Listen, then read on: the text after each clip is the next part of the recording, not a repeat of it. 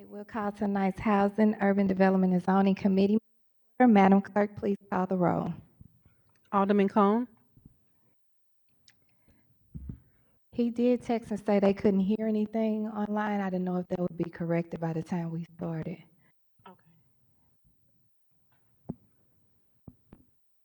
Alderwoman Schweitzer. Present. Vice Chair Sonier. Present. Alderman Browning. Present. Alderman Aldridge. Present. Chair Clerk Hubbard. Here. Alderman Cone. Present. We have 6 present. We have a quorum. All right, with that, I'll accept the motion to approve the minutes from Tuesday, October 22nd, 2024. Second. It was moved by Vice Chair Sanye and seconded by Alderman Aldridge. Madam Clerk, please call the roll. Alderman Cone. Alderwoman Aye. Schweitzer.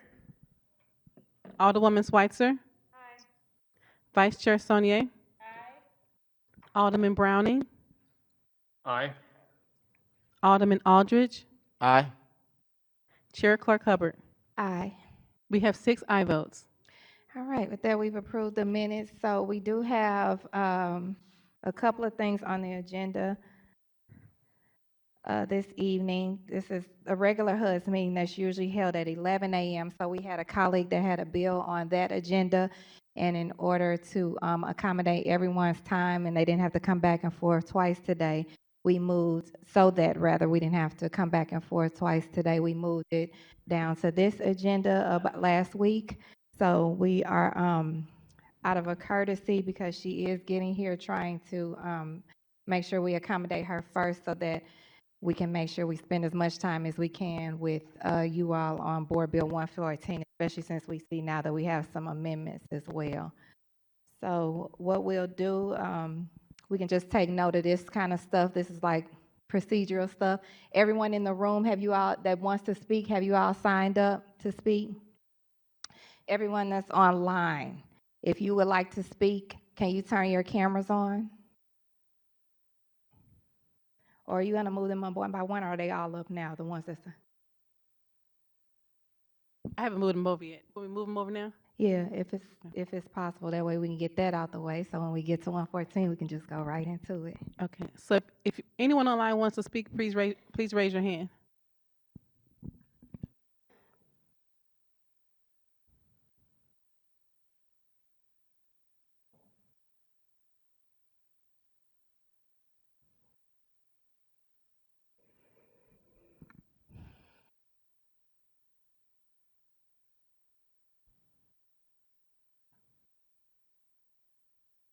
I'm excited to see you all here this evening. This is one of the things I talk about all the time, is constituents coming and participating in this process. This is the only time during the legislative process that you all are able to participate.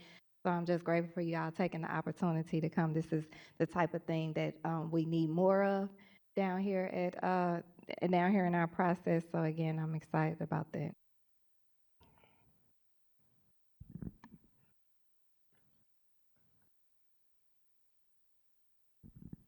And while she's bringing, are they all over? They're all moved over now. Okay, can you all turn your cameras on? Where I'm gonna swear everybody in at the same time, so that when we move in the agenda to Board Bill 114, we'll be past that part.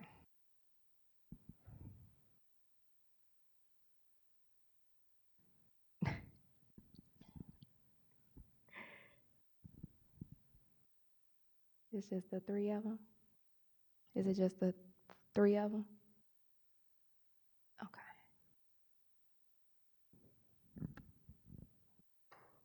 Ooh, perfect timing.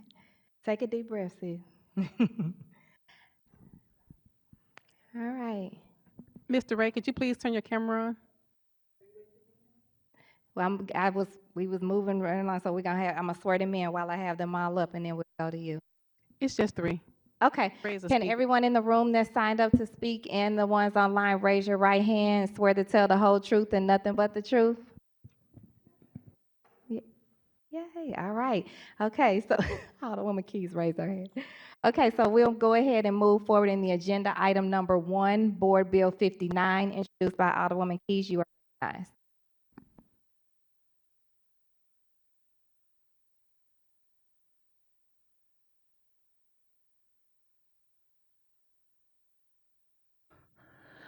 Testing. Okay, great. Good evening, everyone. And Alderwoman Shameen Clark-Hubbard, thank you so much for your patience, and thank the rest of the committee for your patience this evening. I am running around doing things in the community. And so I'm very happy to be here to speak about Board Bill number 59. Could I please have the clerk to read the summary? Thank you. Board Bill number 59, introduced by Alderwoman Laura Keys.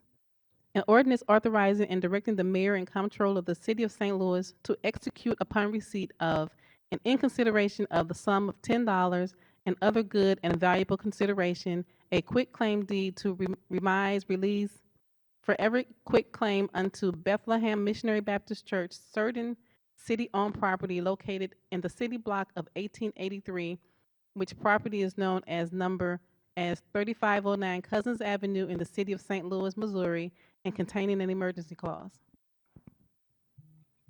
All righty. So Board Bill 59, this is a really simple bill. Bethlehem Church has been caring for this lot for a very, very long time because it sits right next to their church and made the neighborhood and the church look so bad. They started taking care of this very early on. And so in working with the comptroller's office, this is a city-owned lot, um, they asked if they could have that lot. And so in light of them caring for the lot, taking care of a responsibility that was not theirs for the city of St. Louis, I think this is an excellent thing for them to have custody of that particular lot so that they can expand their ministry. Don't know how many of you all know about the church, but this is a working church. And if you know me, you know I love a working church. I love it when churches provide wraparound services and they feed the community in more than one way other than food. And this is such a situation with Bethlehem that they truly have been taking care of and feeding this community in so many ways for so many decades. And so it is only fitting that they have the right to have this particular parcel to expand their ministry. All right. Thank you, Alderwoman Keys. I will note that when you were on your way, Comptroller Green did reach out to me and tell me not only of her support, but that you were on your way. So Yeah. hold on. I was at a community event and I almost forgot actually. Oh, that's okay. And so- Okay. I know this was different because we, In the evening, yes. thank okay. We'll start with the committee for questions. Alderman Cone. No questions, Madam Chair. Thank you. Alderwoman Swicer. Thank you so much. Thank you, Alderman Keys, for coming. This isn't something I'm super familiar with, this quitclaim process with the city selling property in this way. Is this something that's consistently? This is not new. In many instances, there are Quitclaim. there are parcels of property that are actually owned by the city, not LRA property. And so sometimes it's just a tiny sliver of a lot that might be next to a home that the homeowner has been taking care of for a prolonged period. And, in some cases, people never ask. They just keep taking care of it. But in this case, Bethlehem has asked for the lot that they have been caring for. Right. It's just that normally there's a different city process for purchasing land that isn't through a quitclaim deed. I've never seen that I'm aware of in my time on the Board of Aldermen a quitclaim deed for this. So the comptroller is supportive, but she's not here to speak. Or why is this a different process than for city sale of land? And That I cannot. You certainly have been here longer than I have, so yeah, I it's just certainly I've can't never. answer that. I but should have asked this in Yeah. advance. I've just never seen this before, and I'm not sure how it came up in this direct way versus other times the city. Well, there property. certainly were attorneys involved in order to make this process happen. I really don't have much more information than that, but I trust that our comptroller does know the process or one of the processes for doing such a thing, and this is the mechanism that was used. And so I'm simply here asking on behalf of Bethlehem that they be awarded this particular parcel. Before this moves out of the city, it would go to the Board of Estimate and Apportionment? I'm not familiar with that, so I can't speak to that. And I don't think that the comptroller, she's not here and she has not sent a representative. Mr. Ray is online. I'm sorry? Is Mr. Ray speaking? Oh, there, okay. Well, he may have better information. Term quit claim deed is tripping me up a little bit. I've seen the city sell land, I've seen, different processes, but this is a little new to me. I'm not sure if you're acknowledging him. Or So can we have, him Up to there. speak to that? Can you please state your name and your position with the comptroller's office, and then you can go ahead and speak. I don't know why my name is Tom Ray. I'm an attorney with the firm Armstrong Teasdale, and I represent the comptroller's office. So to answer your question, in order to convince a 19-foot by 127-foot lot in the middle of the block, 3,500 block of Cozens, that was asked by the church to convey it to him for the reasons stated. We normally go through the process of asking for a value from the assessor's office, and we receive that. And the comptroller and the alderwoman discuss it and decide what they're going to charge. And then we get a title, a legal description, and it isn't a quitclaim deed because the city can't give anything other than a quitclaim deed. Otherwise, it would violate the Missouri Constitution, and that it will be a pledge of credit. So we always use a quitclaim deed. Okay. Okay, well, thank you for the information, and I appreciate the time to ask questions. Alderman Okay, Browning? the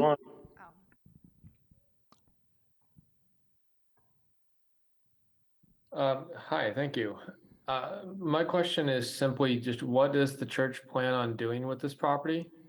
Well, this church, like I said, is involved in a lot of wraparound services in the community. They've had events on the lot in the past. That I'm sure that they have some future possible building that they may have on their purview, if they're able to raise funds to actually build. But they've been caring for the lot, and they have utilized the lot in the past. I certainly appreciate them caring for the lot over the years. Those types of things when gone unchecked can have pretty negative effects on the surrounding communities. So we definitely appreciate that. I guess my only concern would be I'd hate to see it be used for like an impervious surface, like a parking lot. But as long as you can tell me it's not going to be parking, I'm fine with this. To my knowledge, they have a pretty substantial parking lot, and we had not had a discussion about whether that would be a parking lot or not. I don't know if you are familiar with the community over there, but there is a lot of vacancy, and a lot of the vacancy is Paul McKee land as well as LRA property. And so anytime there's an opportunity, for someone to take real responsibility for a parcel like the church has done, it is really commendable. And I am very supportive of this and all of the churches within the 11th Ward because of the work that I see them doing. I'm out in my community every day, and many Sundays, like this past Sunday, I was in church at 3 o'clock. And so I really am very appreciative of all of the work that they have put into this. Well, thank you. And yes, I know the NGA is just a few blocks east of there, and Yeah. we certainly hope that we can see fewer vacant lots in the future. We Absolutely. hope that we can continue to see progress in that area, but appreciate you bringing this forward and appreciate Mr. Ray for being here to answer questions as well. I have no more questions. Alderman Aldridge? Thank you, Madam Chair. You kind of took the words out of my mouth, Alderwoman Keys. I know exactly where the church sit that you're talking about. And like you say, over there's a lot of vacant land, and really throughout Northside, people have been taking care of a lot of these different properties for decades, and I know the history and I know the reputation that the church has. So I'm hopeful, and I'm also very confident. I know whatever they're going to do with this is not only going to benefit the members, but also benefit the community. So thank you. Thank you. Vice Chair Sanye. I don't have any questions. I just commend the church for, I think there's a lot of land in our city that is unattended to. And I attend a church that has wraparound services. I think those are really critical. So just kudos to them for caring for it, and kudos to you, Alderwoman, for making sure that they get the land that they've been stewarding. Thank you. All right, with that, Alderwoman Keys, you're recognized to close. Well, thank you all again so much for being here this evening. So I would ask for a do pass recommendation on Board Bill number 59. I move that we pass Board Bill 59 out with a do-pass recommendation. Second, previous row. All right, hearing no objection. We're gonna say it was motion by Alderman Cone. We'll give it that tonight. And then it was seconded you. by Alderman Aldridge with the call for previous row with no objections. Congratulations, Alderwoman Keys. Thank you. And thanks, Ray, for the save. I appreciate you being here. All righty. Thank you. You have a good night. You too. Be safe. All right, now we will call up Vice Chair Sanye, recognized for Board Bill 114.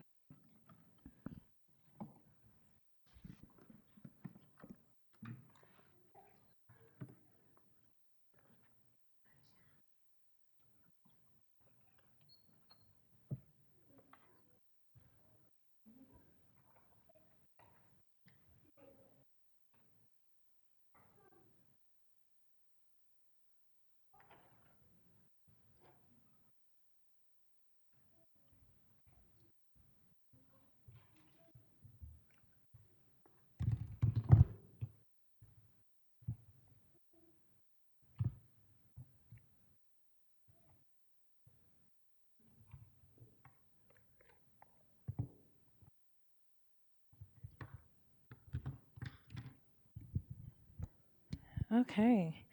Happy Tuesday. I will start as soon as the chairwoman gives me the green light. Okay. Thank you. I just want to start, first of all, by just thanking everyone who's present in the room. It is a Tuesday evening. Any of us could be doing anything with our times. I know my colleagues have very busy schedules, and we usually have community meetings and events at this time. And everyone that's in this room has something, many things that we could be doing. So I just want to thank everyone for being present, because this is what democracy looks like, which is a great segue to our next slide, which is just an extension of the gratitude. Ooh.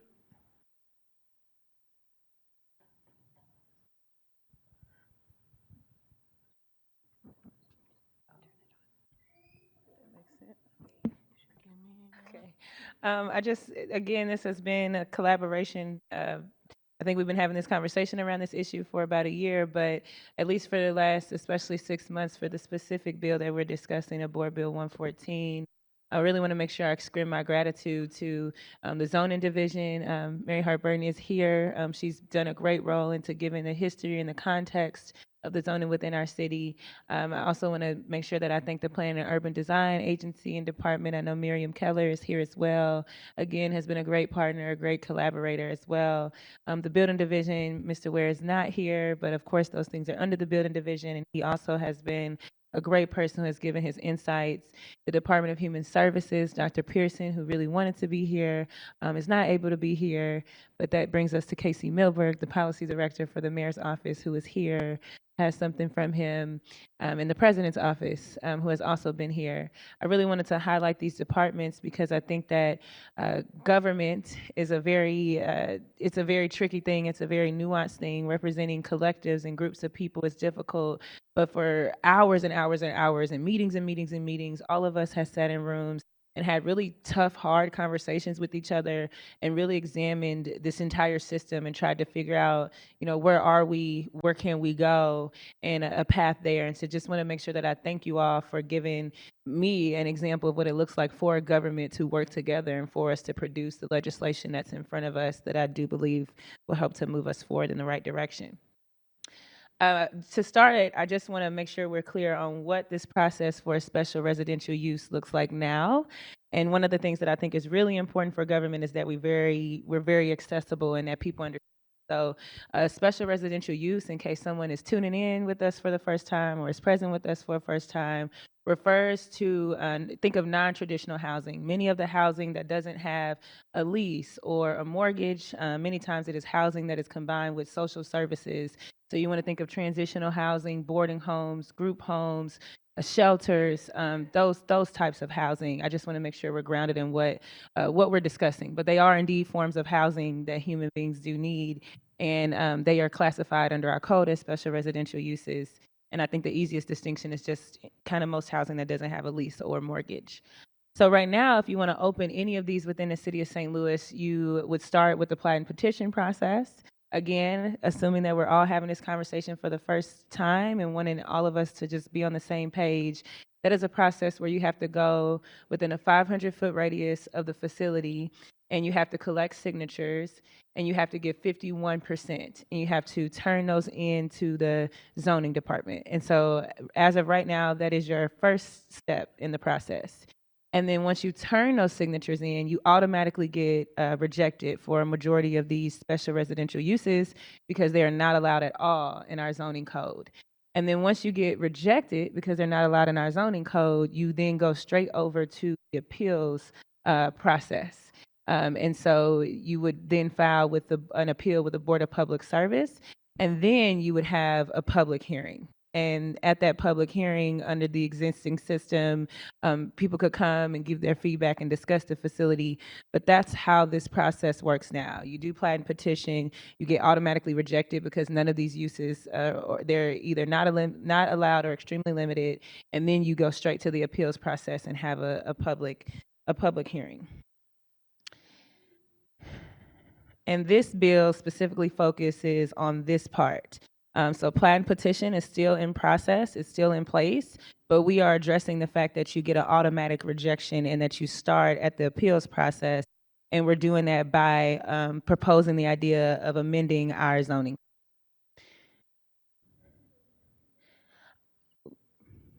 And so just some key components of the Board Bill 114 that's in front of us. We are cleaning up parts of our zoning code by consolidating references.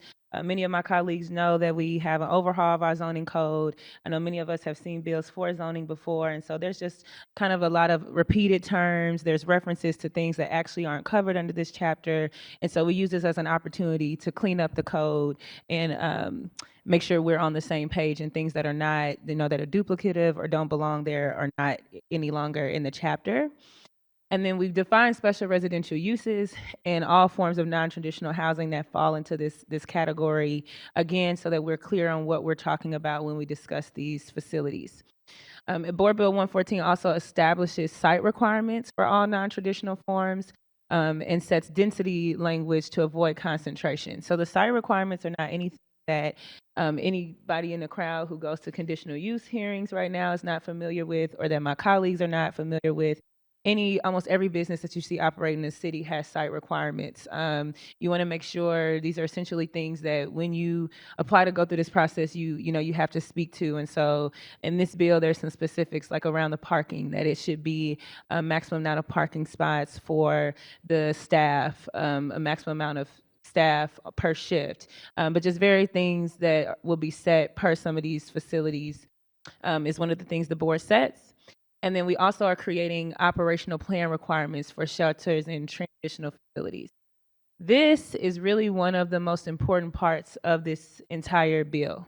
Right now, the fact that we don't, as a city, have access to operational plans unless we are funding them, we're not able to ask them questions.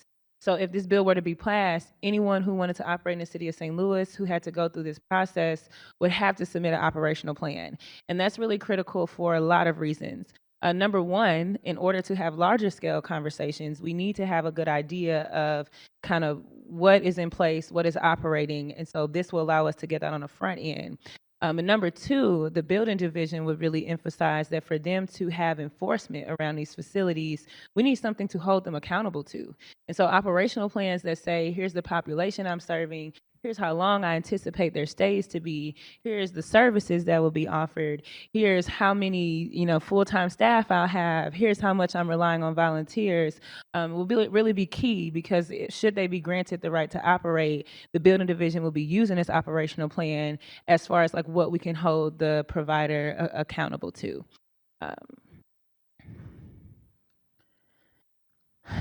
So just thinking of our system and where our system currently is right now, this is a map, and it includes the facilities that are publicly accessible online. I do want to flag for us that there are some special residential uses that you would not find online or in any public database for the safety of the folks there. And so if you're thinking of domestic violence shelters, if you're thinking of shelters that may serve folks who've been victims of sex trafficking and different things like that, you want to make sure their privacy is protected. But for those that are kind of publicly available, that we know they're in place, this is a little map. And I think the map is important because one of the things that the legislation has in it is concentration language. Anyone who kind of studies zoning, who knows the history of the city, we have certainly had a history of concentrating resources specifically for poor individuals and people of color communities. And I think that this map is a good demonstration of that, and also an idea of the 500 feet language and identity language in the bill, kind of why that's necessary, because I know there are some questions about, kind of why would that be needed, but it is important that we don't oversaturate these resources and that we do our best to spread them out. And then just another reflection of our system, the fact that these facilities are banned or extremely limited is really counter to what most people across the country refer to best practice, which is housing first. But in order for somebody to have access to a housing first model, they do need the housing to be available to them, which in our zoning code is currently banned or extremely. So just step one for this bill, I'm not going to go through all of this, but in case, again, if this is your first time and you're our special residential, I wanted to make sure we had them, very neatly and well in front of you all so that you can kind of see the different special residential uses and non-traditional housing that the bill refers to. And again, this is the biggest part that this bill is proposing is update to our zoning code. So these facilities will go from not allowed to conditionally permitted, which means that they will still have to go through the conditional use process. The notification will have to go up. They will have to have a public hearing. But that is a huge part of what the legislation in front of us is proposing. And then step 3 would be the operational plan. So I did just want to make sure we're all on the same page as far as like what is the information that is required on the front end, what is the information that every department in the city of St. Louis will have access to should this bill pass. And so we covered some of this earlier, but I did miss the non-discrimination policy. I didn't mention that piece. But we will just be asking for the applicant to clarify if they plan to serve everyone within their identified population or if they won't. And we're specifically with that language thinking of facilities who might want to pick and choose who they might serve. And so thinking of LGBTQ, gender identity, those things.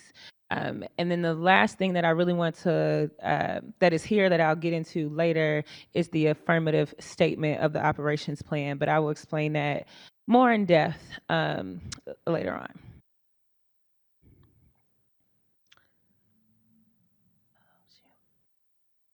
Whoops. I think it died. Okay, the next slide.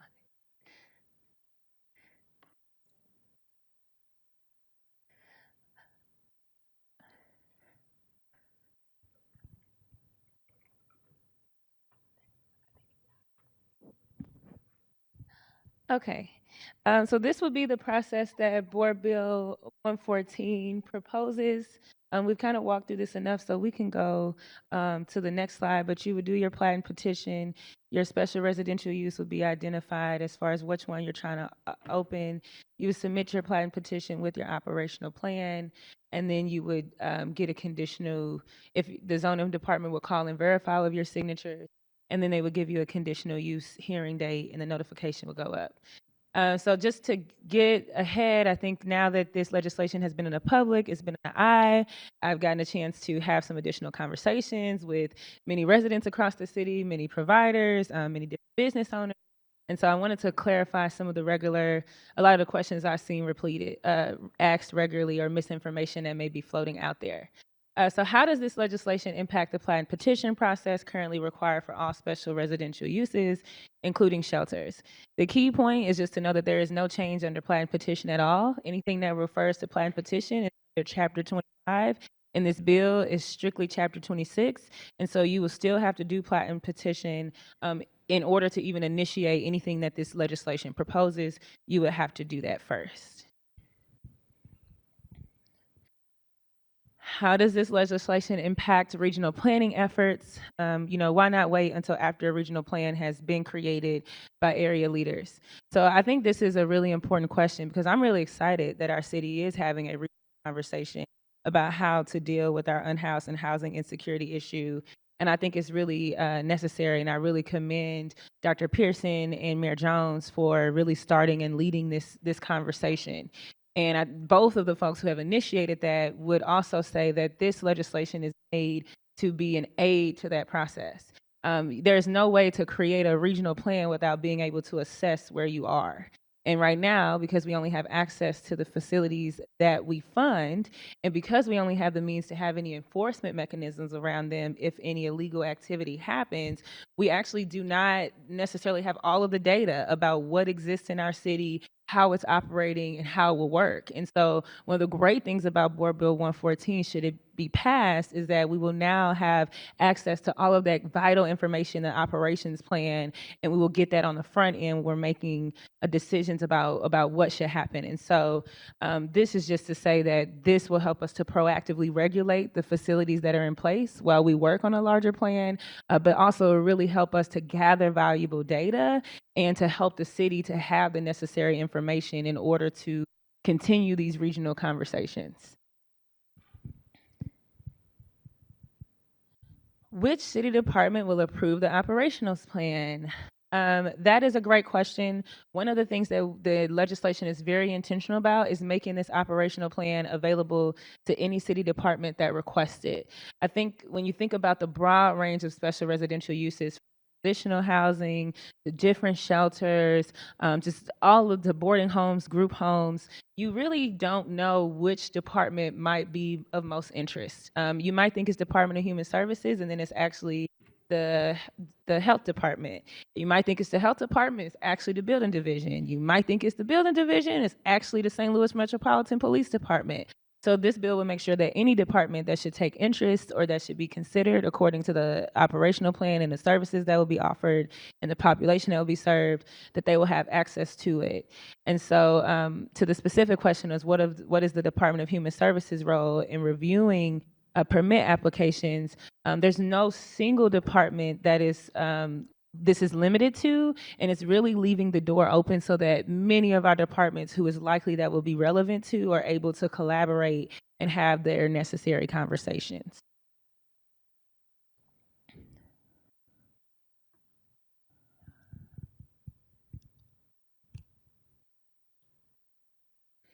Okay. And that really completes my presentation. So thank you all again. I hope to be as clear as possible. But before I move on, Alderman Aldridge, I'll walk around. I do have 2 amendments. Thank you. Just to bring in front of the committee that I would like to talk through and see if we can move forward with adopting them to the legislation in front of us for discussion. And so, we had a great hearing last week. All department folks were here. I've been in regular communication with colleagues, different community members about concerns. And so some things have been highlighted that we wanted to make sure we address and just make sure that this process continues to be transparent and collaborative and that the concerns are being addressed. And so Alderwoman, Chairwoman Hubbard, can I bring Amendment 1 in front of the committee for discussion? Absolutely. Thank you.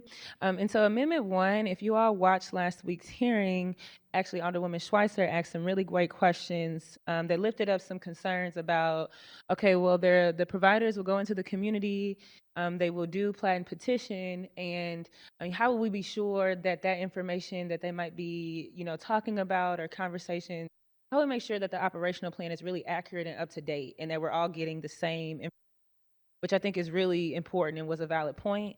And so Amendment 1 that's in front of you all adds a section to the operational plan that would add the requirement of an affirmative statement that the information the applicant is submitting in the operations plan is an accurate representation of planned operations.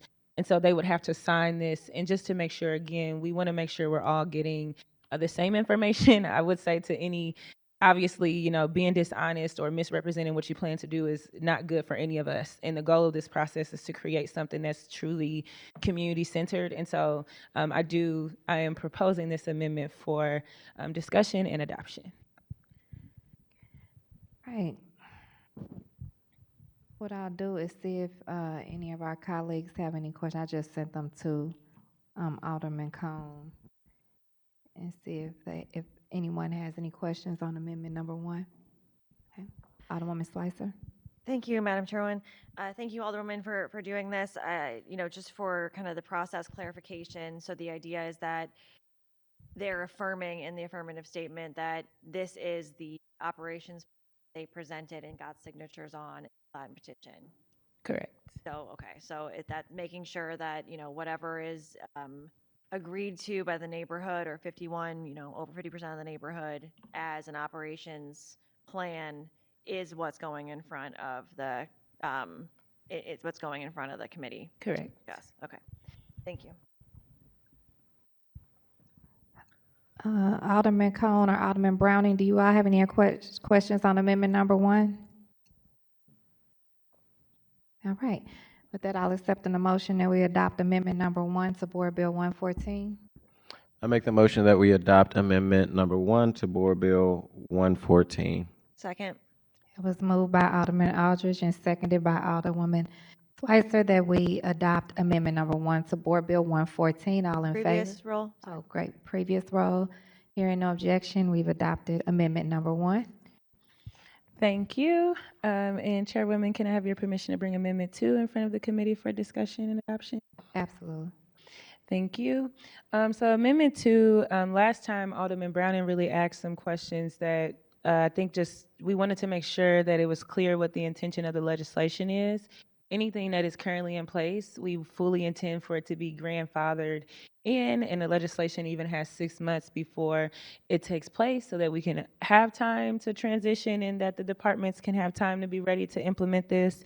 And so this is really some clarification language that says that one occupant with a business license may expand their operation to another parcel within a 500-foot radius through a conditional use permit. And so this is saying that once you do your plat and petition process, if you are moving within that radius, you do not have to redo your plat and petition process because you've already completed the signatures. And so many wards have existing facilities.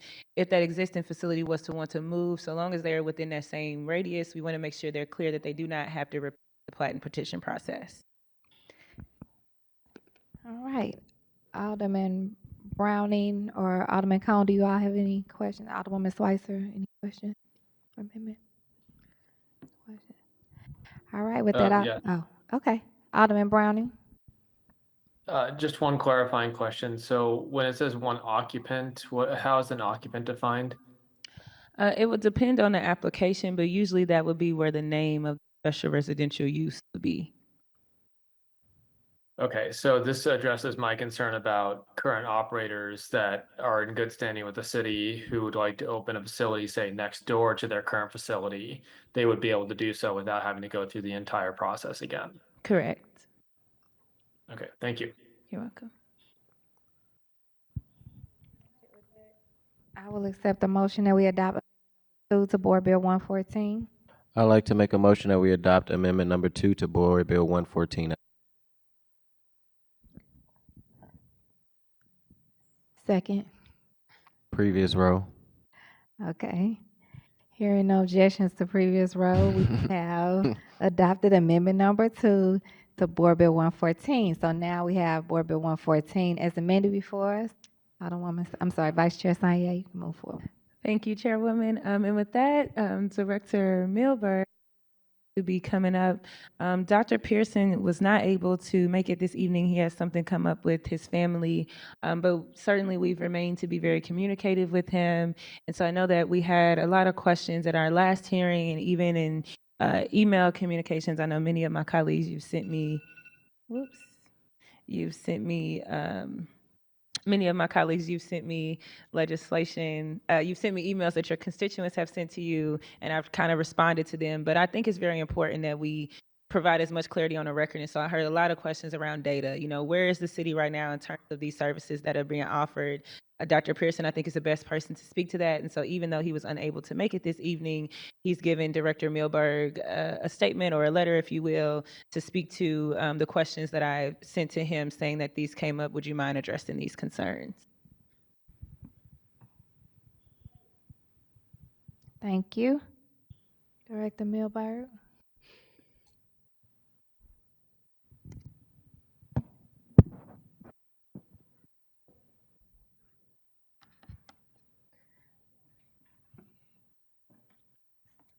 Thank you.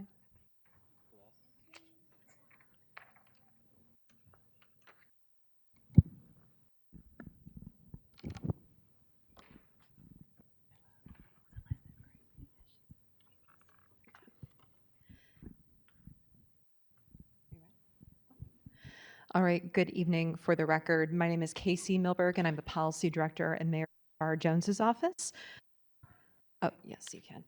Unfortunately, Director Pearson is unable to be here tonight, but yes, he did ask me to read aloud the following statement, letter that he submitted. A virtual copy will be shared with the clerk's office as well for anybody watching or here tonight who would like to access a copy of it. It is a little bit lengthy because it's responsive to some questions and requests for information that were brought forward last week. This includes the intersectionality of the housing summit that was held last week with this legislation. It includes some data requests. For example, what do we know about how large our unhoused population is, how many emergency beds the city funds, things like that. DHS's involvement with this legislation and views on it, and then some other info for context as well.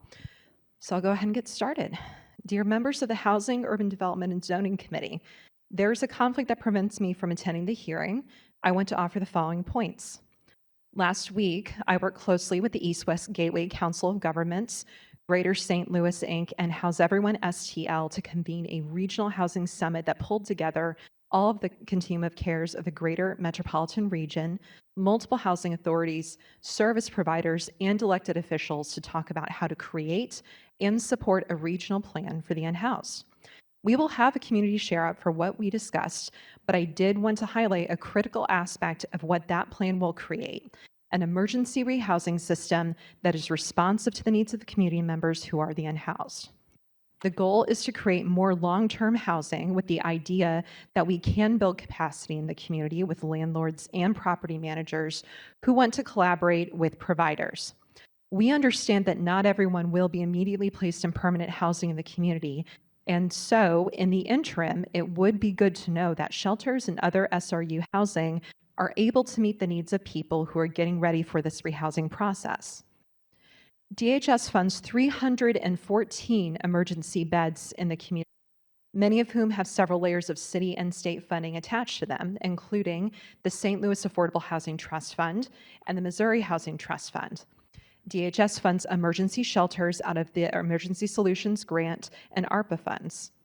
Writ large, we have a shortage of affordable housing in the community and not enough vouchers to go around. Looking at the coordinated entry list, the standardized tool that assesses and screens unhoused individuals to prepare them for housing, the average time spent unhoused waiting for community housing is 776 days. The average time that someone on the list spends in emergency shelter prior to community housing is 242 days. There are over 1,200 people that we have counted in the yearly point in time count that are living in shelters, transitional housing, and on the streets, and we owe it to them to create a coordinated system that keeps them safe. We need to build a better system to drive these numbers down significantly. But we also know that last month we saw, on average, over 400 turnaways from emergency shelter. So while shelters are not the preferred housing option for people at risk of homelessness and people experiencing homelessness, having a bed helps when the alternative is no bed, especially in inclement weather. DHS worked early on with Alderwoman Sanier in helping to craft this legislation.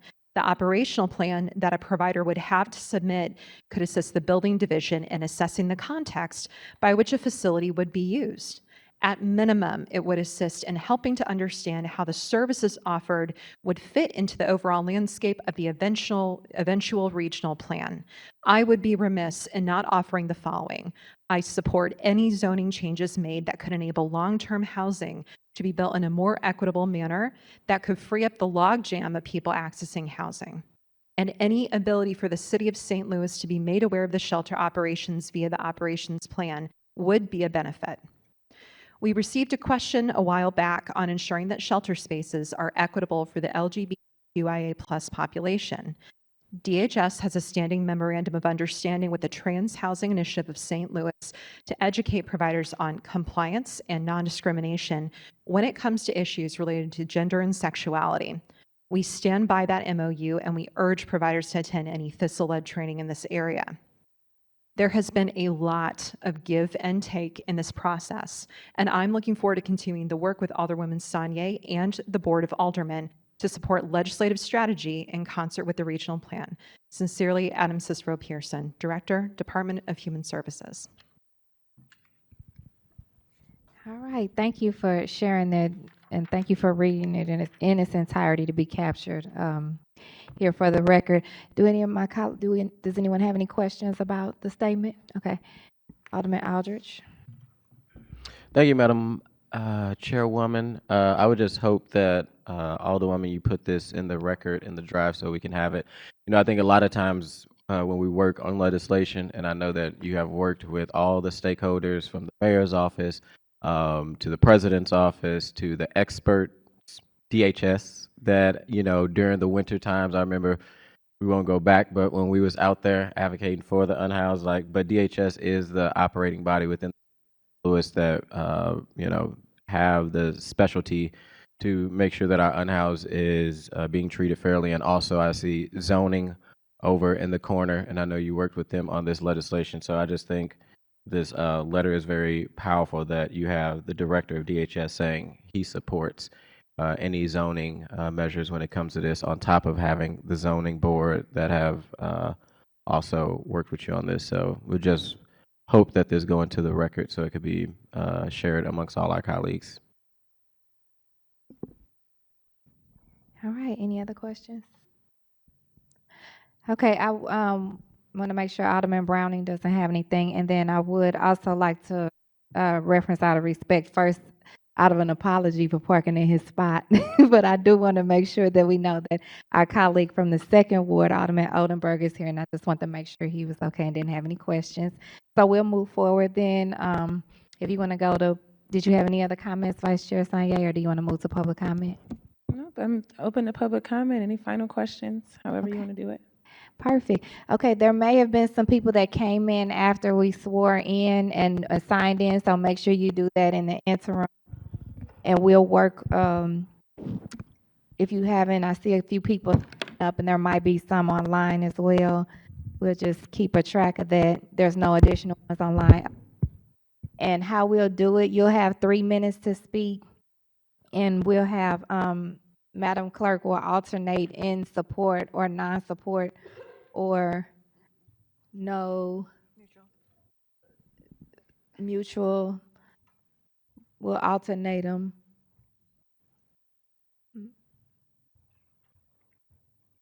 And then we'll move forward like that so that we keep it alternating. and also try to move forward with the people online as well as the people in the room. So when you come up, just, can everybody that didn't raise their hand at first time, I think I saw maybe 3 people, can you raise your hand? And swear to tell the whole truth and nothing but the truth. Absolutely, thank you. There's one person online who needs to turn her camera on and be sworn in. And then when you come up, okay, you swear to tell the whole truth and nothing but the truth? Thank you so much. And when you come up, you can just state your name, the ward you reside in the city, or if not, and then just go forward with your comments. We look forward to hearing from you. So, Madam Clerk. Our first speaker is Alex Hampton. In support, you have 3 minutes. Hello, my name is Alex Hampton. I'm from Ward 14. As a formerly unhoused person, I would like to put forth my immediate, unequivocal support for this bill because. Can you bring the mic down? I'll just hold it, I'm short. As stated by many other people tonight, there needs to be concrete ways for unhoused people to get their help that they need. I was made unhoused when I was 17 years old. There are not very many resources for unhoused minors. I had a very difficult time trying to get the help and support that I needed. Thank goodness I did, and I'm good now. We need networks of support, not patchworks, to make sure that everybody gets the help and support that they need. Everybody needs housing. Housing is a human right. We cannot live without housing. So we need networks of supports that will support everyone, including LGBT people. I'm a part of that community, which hindered my help in getting housing when I needed it back in 2020. So hopefully, moving forward, we can have better support for everybody in the city of St. Louis, and I'm looking forward to this bill being passed. Thank you.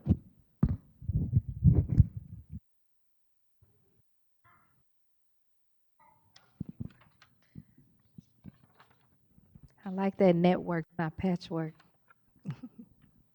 The next speaker is Kayla O'Shorn.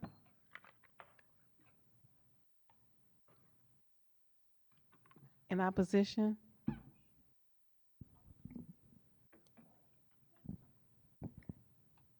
we have Father Mitchell Boyden in support. Good evening. Thank you all for being here and having us speak. I'm Father Mitch Doyen, pastor of St. Josephine Bakita Catholic Parish, a proud resident of the 14th Ward, and Rasheen Aldridge is taking great care of us. Our parish comprises 3 churches, St. Nicholas, Most Holy Trinity, and Saints Teresa and Bridget. I'm here to offer testimony in support of Board Bill 114, Alderwoman Saunier's proposed legislation regarding special residential uses.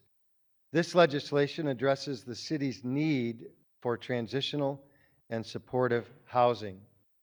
Study after study after study have demonstrated that housing first is the remedy for much of what ails all of us, including our economy.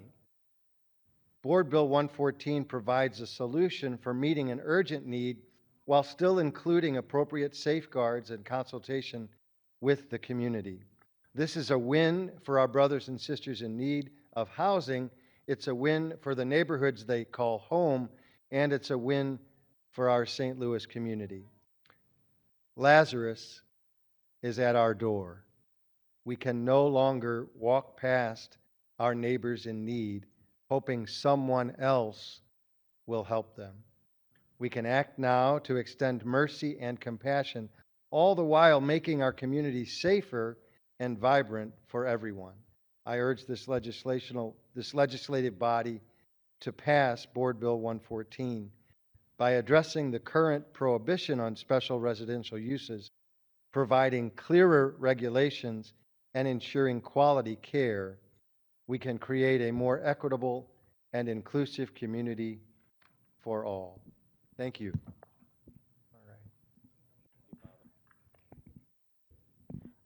One of our online speakers is Inez Bordeaux.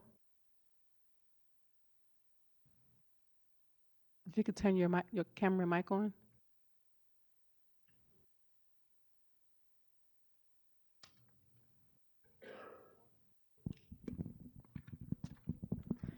Okay, so we're going to Thomas Krasinko.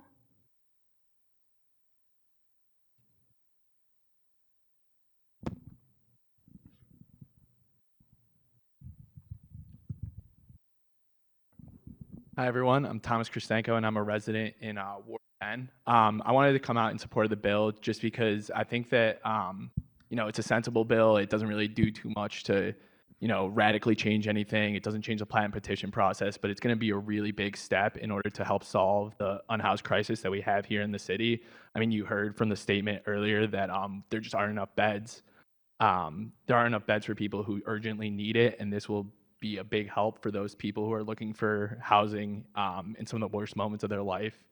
And one thing that I just wanted to highlight is the idea that who this bill benefits is way more than who we think of traditionally as the unhoused community, just because there are so many people who are on the edge and wouldn't even realize it. I mediate in housing court out in the county, and what I've seen is that something as simple as a car accident, and suddenly you have to pay for your car and your medical bills. You have to miss work. That could send someone who would never even consider that they would be unhoused anytime soon, and it could send them into needing something urgently.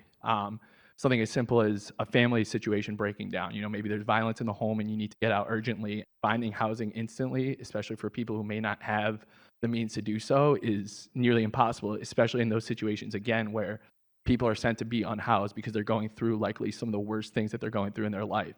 And I think that the city is taking the step here to be able to support those people, to be able to give them the housing that they need while still keeping the people involved in the process. So I just wanted to point out sort of that this bill really helps more than what you would traditionally think. And I think that the conversations around the unhoused need to be, sort of factor in the fact that anything could happen to people, and when that happens and we're going through some of the worst things that could possibly happen to someone, the city should be there to be able to provide housing for those people so that way they can cross one of those big concerns off their list. Thank you.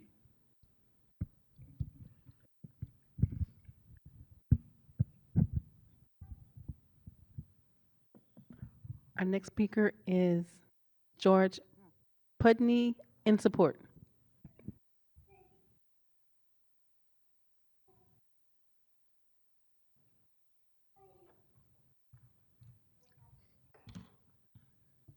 I'd like to extend a thank you to the committee members for hearing my testimony.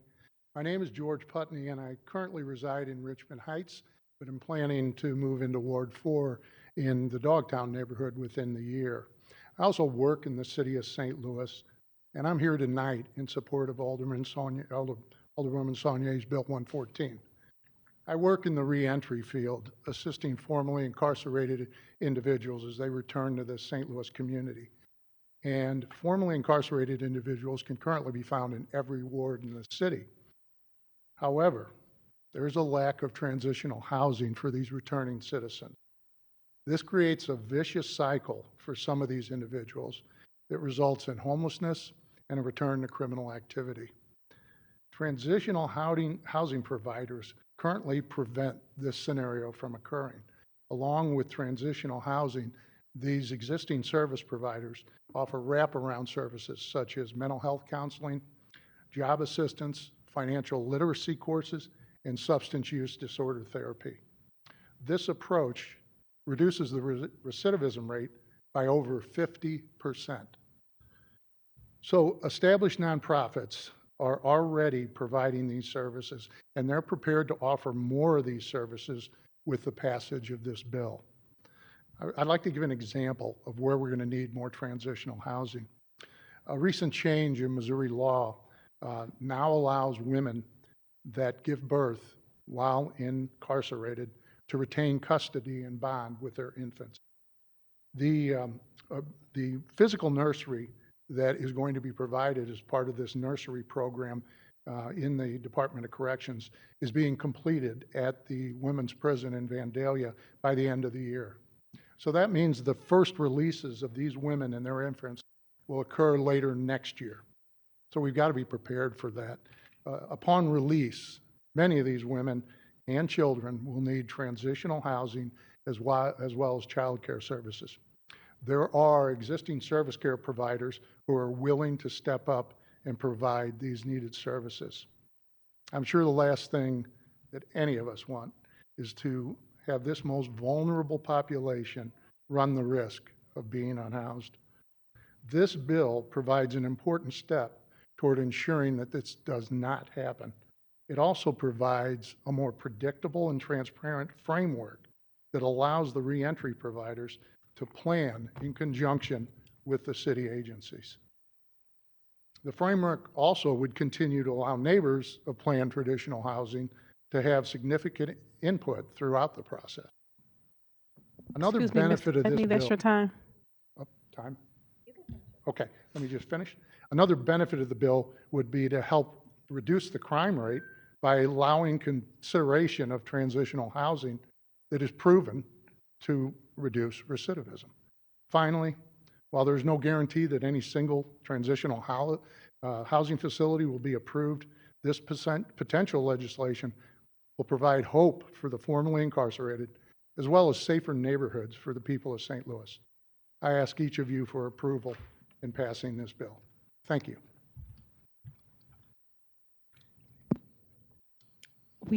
We have Kevin Strauss online.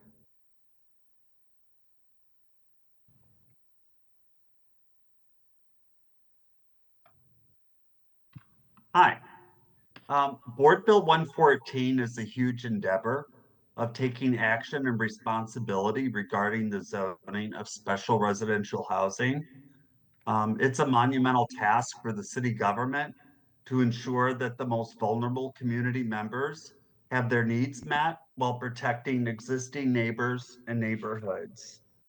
Some of my questions that I have is I just heard about the departments that would have could request an operational plan.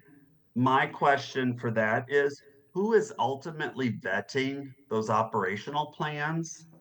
And who will ultimately be responsible for the operation, the clients and the neighborhoods or neighbors if issues arise? And my other question is, will that operational plan be made public? And if so, how? My other questions that I have regarding zoning is why a blanketed approach to using conditional uses for all zones A through L? No other city has this type of zoning as presented by planning and urban design.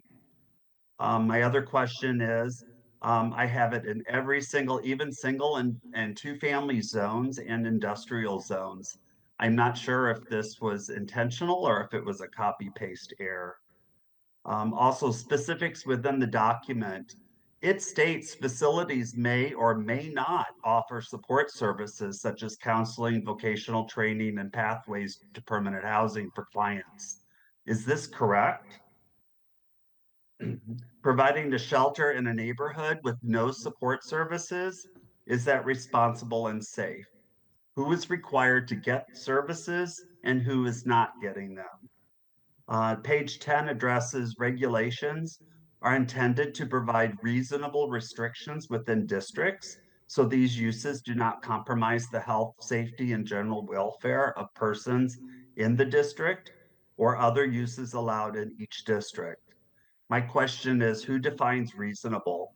Reasonable is subjective to the district and the culture of the neighborhood. Under conditional use issues, questions I have, again, it goes back to who will be monitoring and enforcing conditional uses.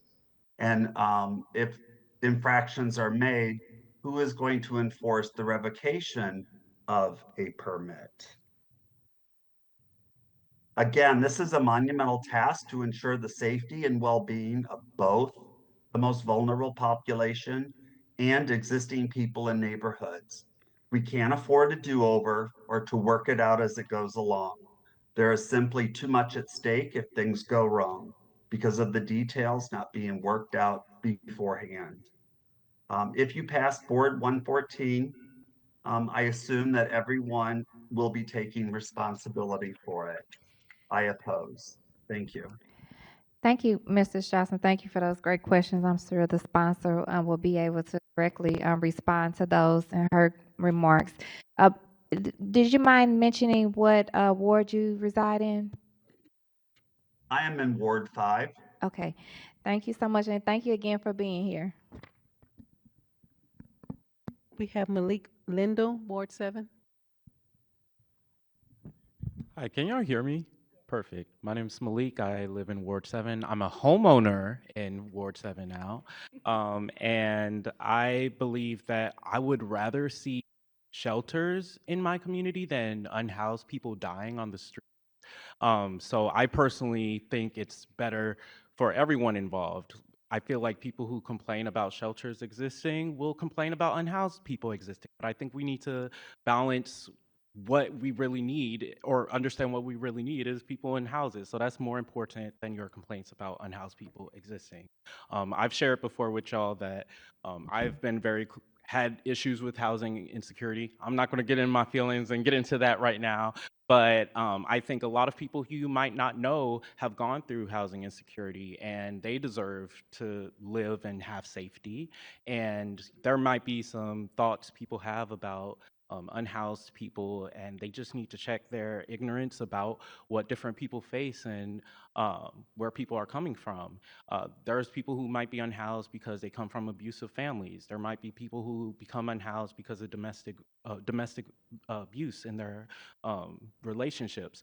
There's all sorts of reasons you can become unhoused. So there might be a lot of thoughts and stereotypes regarding people on drugs or people who are violent and all this, and that's not the case. I don't think I'm a violent person, but here I am, and I've been struggling with housing in the past, but now I'm not, and now I'm a homeowner. So I think if we can have more housing options to make it easier so people don't have to struggle and they can get to a point where they could be like me, they could be a homeowner. I'm sure there's other homeowners over here as well. We can really make sure we have more people succeeding in our city, and that's what I really want. I want to see this legislation pass, and I hope more is to come to help make sure we can address unhoused issues in the city. So thank you for all the work y'all doing. Thank you, and congratulations on your blessing.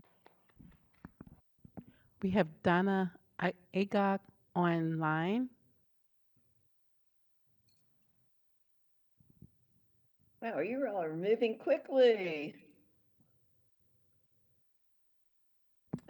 Alderwoman, My she name needs is to be Donna. sworn in. She needs to be sworn My in. name She is wasn't Donna. sworn in the first. Okay. I'm sorry, can you hear me? Yes, ma'am, we can hear you. Okay, my name is Donna Aga. I live in Ward 5. I thank you for the amendments that were presented. Our city has a need for diverse housing solutions, particularly for transient populations. That's undeniable. I'm not up here to say that's not a problem, because it is. Many individuals require case management support to address complex needs, and I fully recognize the importance of finding effective solutions. However, this bill raises concerns about potential unintended consequences on residential protections. Single-family Zone A and two-family Zone B districts are essential for preserving neighborhood character, controlling density to prevent overcrowding, reducing noise and traffic from commercial uses, and maintaining predictable property values. Altering these protections could disrupt the stability these residential zones provide. This bill draws on studies from 6 cities, yet only Portland permits these uses in residential areas. The rationale for selecting Portland as a model isn't clear, especially considering its recent struggles with homelessness. I strongly encourage a careful examination of the reasons behind this choice, as the other cities' decisions to preserve residential zoning offer valuable perspectives. Additionally, we're told that community feedback supports the inclusion of special residential uses across all districts, but have constituents truly understood the broader impact on residential protections? Community input should be analyzed thoroughly to ensure it reflects informed perspectives rather than assumptions. Neighborhoods like mine include single-family and two-family homes alongside multifamily and commercial zones, each with distinct boundaries. If the city plans to modify these residential zoning protections, It should present compelling data to justify the changes, including past needs and future projections. I've only heard very small numbers. I haven't heard giant numbers that would mean that we would impact all of our single family and two family residential districts. Is the need so overpowering that these districts have to be used? What specific data supports the necessity of these changes? While addressing housing needs is critical, it's important to protect the safety and well-being of our existing communities. Safeguarding our children, elderly, and other vulnerable individuals is just as vital as addressing the needs of transient populations. Who will ensure community safety and cohesion are proactively managed in a balanced way? This bill seems to take a reactive stance. I urge the city to consider a proactive approach, perhaps by involving neighborhood managers or drafting good neighbor agreements to outline clear expectations. In closing, I respectfully request that these gaps in the bill are addressed to ensure a balanced approach that serves everyone's best interests. Thank you for your time. Our next speaker is Teresa. I can't pronounce the last name.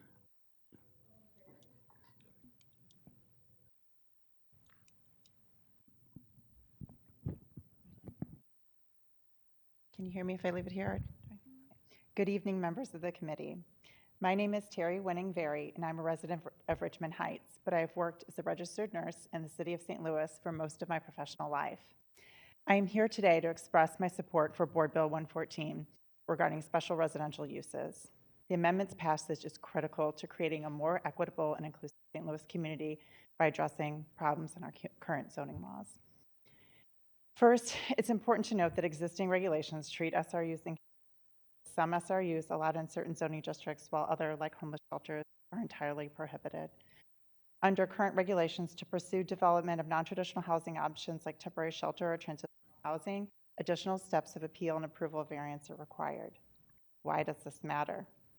This creates substantial barriers to the development of vital housing options and contributes to a significant shortfall of shelter beds. In my role as community health nurse serving youth enrolled in Medicaid and their families, I'm aware that many of our clients live paycheck to paycheck and pay an outsized portion of their monthly income towards housing. Our clients are vulnerable to becoming unhoused. When a housing crisis inevitably occurs, all too often there is no place to go. Our existing shelters are often operating at capacity, leaving many people without a safe place to stay. As a result, I've observed mothers with children sleeping in cars. I've witnessed families split between friends and relatives who can accommodate only a portion of its members. I've watched teens remain in unsafe home environments or couch surf because they could not find shelter. In fact, it is not uncommon for St.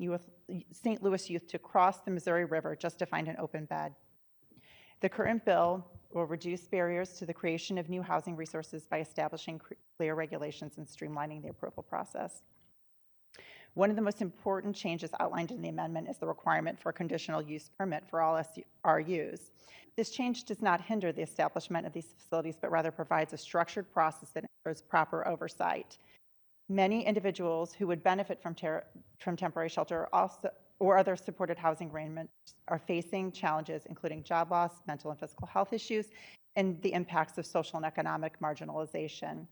By requiring housing providers to submit detailed operations plans, assurances are provided that these facilities are prepared to meet the needs of future residents.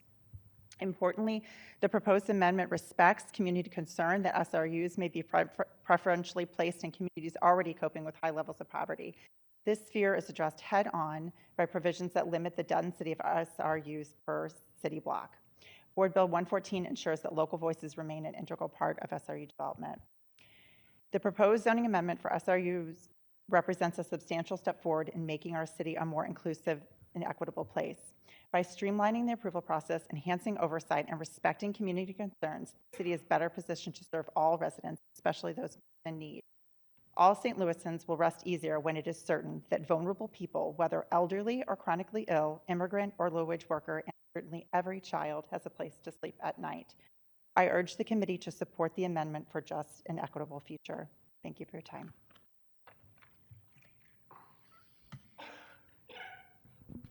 Jeremy Rambus online. Yes, hello. Can you hear me okay? See if I can get the video up. Here we go. Uh, Hi, my name is Jeremy Ravis. I actually spoke at the last hearing, I think, with the Board of Commissioners. I am speaking in support of this bill. I am a member of Red Bike Outreach, as I've mentioned before, and we do street outreach with the unhoused most Mondays. And the need is clear to see. The need is clear to see. There are people who are grateful to see us arrive with food and clothing and supplies and things like that. And it also underlines the fact that there is not enough shelter in this city. I just learned that this city has a motto. The motto of the city is justifiably proud. I just learned this today. And I was thinking about like another motto that we could have as well, the city that collaborates. And this bill is a reflection of that exact sentiment. This could be a city that collaborates to help the most vulnerable among us. And the process that is outlined in Alderman Sonny's bill is exactly what's needed for community input and to be able to craft the kinds of shelters that meet these needs, the kind of transitional housing that meet the needs of returning people to housing and safety. And I support an endeavor that helps us as citizens and legislators in this city to collaborate on just creating a better life for its citizens. And like I said, the need is clear to see.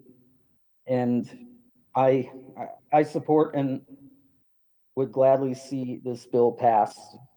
And, a lot of folks spoke in opposition. This is a perfect bill for them to weigh in and be part of the process as well for their own neighborhoods. And I should have mentioned that I am from the 4th Ward. I live in Dogtown. That's all I had to say today, and I appreciate you allowing me to speak. Thank you so much. Iris Etchison in support.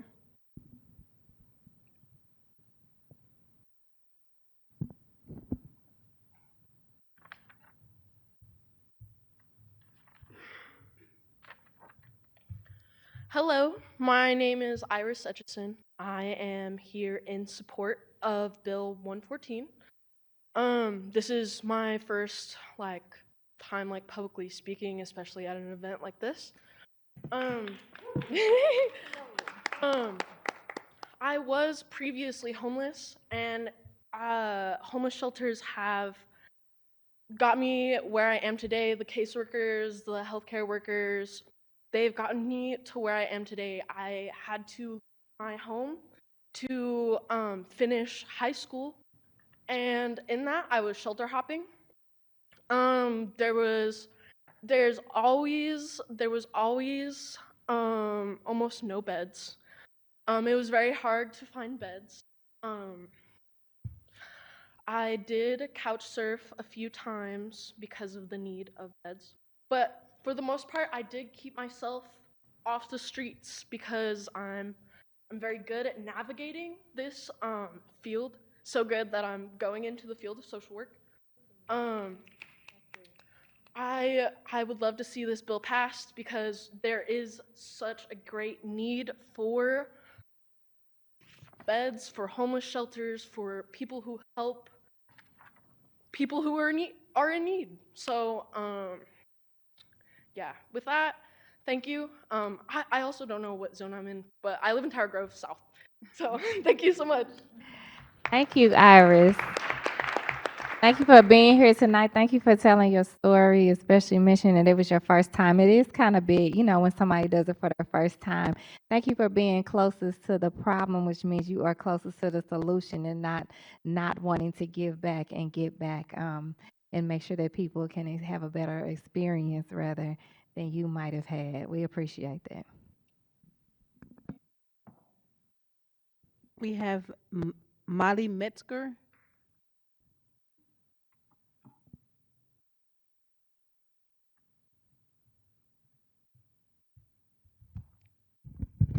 Good evening. My name is Molly Metzger. I'm a resident of the 7th, here to speak in support of Board Bill 114. I mostly want to say thank you. I want to say thank you to my alderwoman in the 7th and other elected officials, past and present, who have been working on solutions for some years now, and especially to the public servants in planning and urban design and the other city agencies who have been part of, as a previous speaker said, the significant collaboration behind this bill. And I also want to say special thanks to everyone who's testifying for the first time and being part of solutions. This is a scary time in our democracy, to zoom out a little bit. It's understandable that many of us are feeling anxious or even hopeless. But as Miriam Kaba says, hope is a discipline. It's not something that we can find, that we can happen upon. It's something that we must build together. So thank you to everyone who has shown up to the democratic process in good faith to figure out real solutions to homelessness, a problem that should not exist. It gives me some hope. Thank you.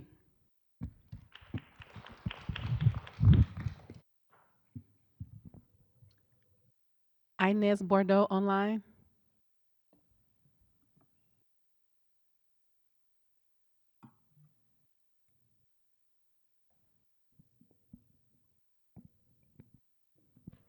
David Bauer. I'm here. Okay. Sorry about that. I'm at my nursing job tonight, so I had to run from a patient's room. Hi, my name is Inez Bordeaux. I use she, her pronouns. I live in the 3rd Ward. I am, excuse me, the committee woman for the 3rd Ward, and I'm showing up today in enthusiastic support for Board Bill 114. So many things. Housing is so important. Families are the building blocks of societies, and a home is the fundamental building block of a family. And until all of our unhoused neighbors are housed, our communities are not going to be as safe, as prosperous, and as vibrant as we want them to be.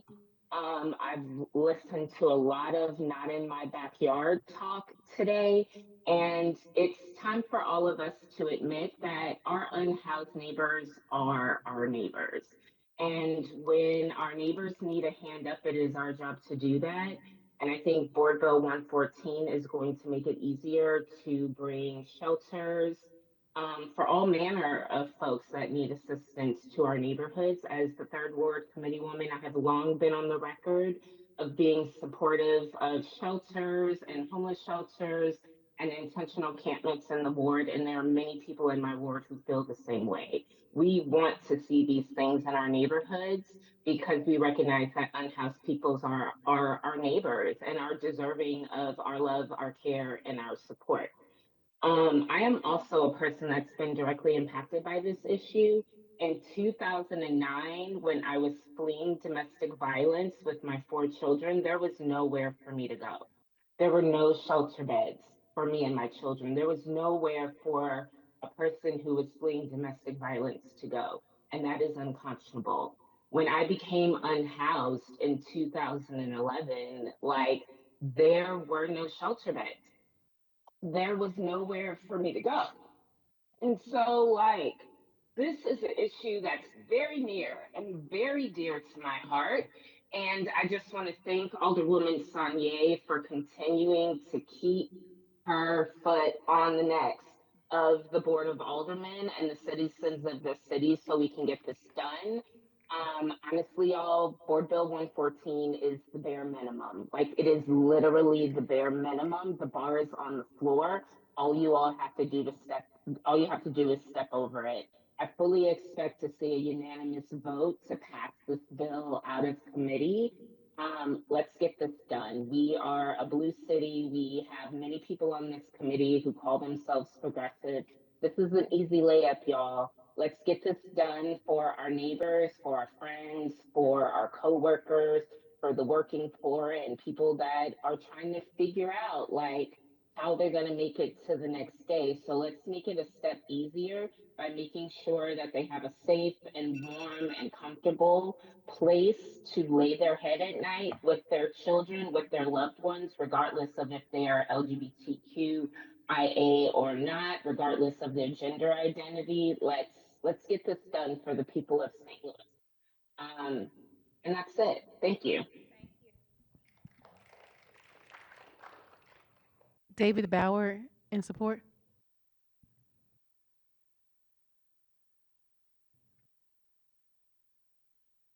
Good evening. I'm Brother David. I'm part of the Franciscan community that's lived for 160 years in Dutchtown. And we're followers of St. Francis. And as was mentioned, one of the mottos for St. Louis is to work together for other people. And St. Louis himself, the St. Louis King of France, who was a Franciscan, he was known for Excuse his me, great could you love speak in the mic, please? He was known for his love for the poor, even though he lived several hundred years ago. But he was following the way of St. Francis, who lived 800 years ago. And he not only served the poor and wanted to be with the poor, but he wanted to serve the outcast of his day and bring him into the larger community. And I think all these efforts there would benefit from this Bill 114 to help those who want to help other people to do that work. And so I think it'll be a great asset, and I ask for your support.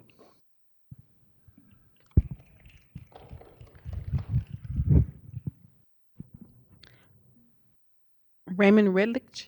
Redlich.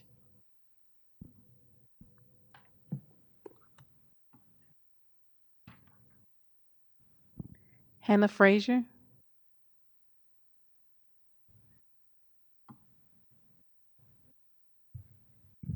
Hello, my name is Hannah Fraser.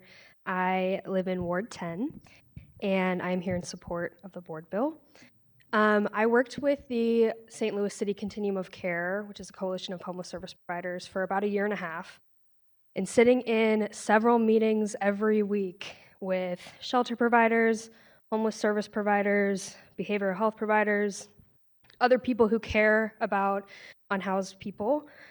The one question that came up in every meeting is, how are we going to get people off the street if we don't have any beds? And Dr. Pearson mentioned that in September there were over 400 turnaways. There's a tracking system that shelters use every time they have to tell somebody there's no bed for you. And it was 422 in September. That's 422 times that a case manager or intake specialist had to tell someone, on probably the worst day of their lives, you can't stay here. And this also includes people who were told, not today, but maybe try again tomorrow. And maybe they came back with a glimmer of hope that there would be a bed, and once again were told there is not. These people might have had to sleep outside. They might have had to go back to toxic or even violent living situations. Or they might have done whatever it took to get enough money to get a hotel room for that night, even if it was dangerous. We need more places for people to go. And this bill provides that opportunity, along with the operational plan, the rules, regulations, protections, and opportunity for community input. I urge you to support this bill for the people of St. Louis, and thank you.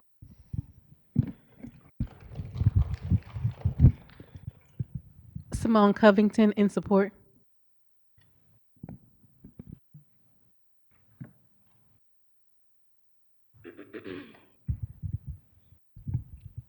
Hello, my name is Simone Covington, and I am a resident of the 6th Ward.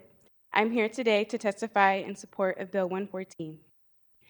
My community is full of unhoused individuals who are exposed to extremely cold weather year after year with nowhere warm to go during the night hours. I've worked as a practicum student at the St. Patrick's Inn, and I have seen individuals with frostbitten limbs, some who have had to endure amputation, and I have heard of outreach providers finding limbs or parts of limbs on the streets of St. Louis. Homeless shelters are currently banned in every zone according to the zoning codes in St. Louis City. Zoning laws treat SRUs inconsistently.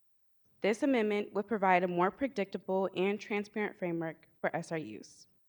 This Bill 114 doesn't change anything with existing plat and petition processes, as it focuses as it focuses solely on zoning codes. This bill deconcentrates poverty by limiting the number of SRUs to no more than 2 on a single city block. City funding for homeless shelters has decreased by 80% since last year, even though funding was already inadequate. Furthermore, 2 unhoused individuals died last year due to a lack of shelter beds. One was sleeping right outside of a shelter. I want to say thank you to Alderwoman Sanier for sponsoring this bill. Thank you in advance for any alderperson who will co-sponsor. And thank you for your yes votes now and in the full board meeting.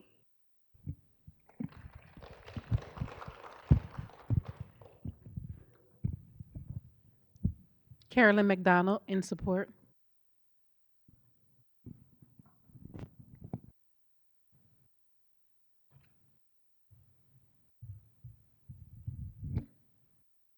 Hi, my name is Carolyn McDonald, and I'm a resident of Ward 4, and I'm here today to testify in support of Board Bill 114. I stand before you as one of many St. Louis residents who support more humane and sustainable solutions to the housing crisis in this city. The need for non-traditional housing options in the city is immediate and it's urgent.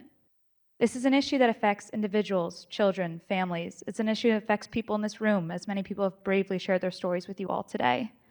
It's not an us and them issue. It's a we issue. It's our issue. And it's our responsibility to seek solutions that address housing, insecurity, and safety in this city. We all know that St. Louis has a long history of discriminatory housing policies, redlining, and racial covenants that continue to shape the city to this day. What we are seeing on the streets of St. Louis is a direct result of these historical injustices. The inconsistent and unequal approach to special residential uses, which house vital social services, is allowing this inequitable treatment to continue. Our houseless neighbors deserve shelter. They deserve a place to seek respite from the cold, a safe bed to rest in, and a resource to help them get back on their feet when they need it the most.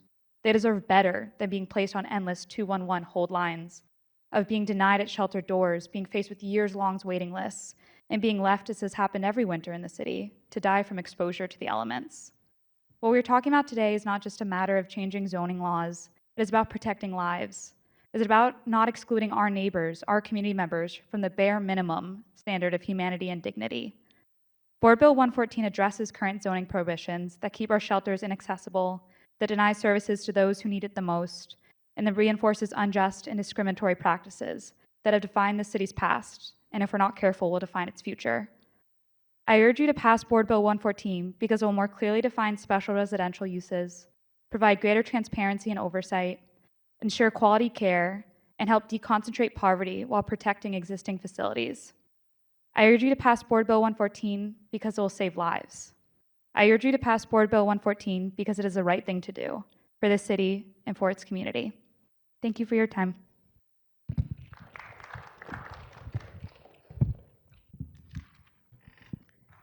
Hannah Clemens in support.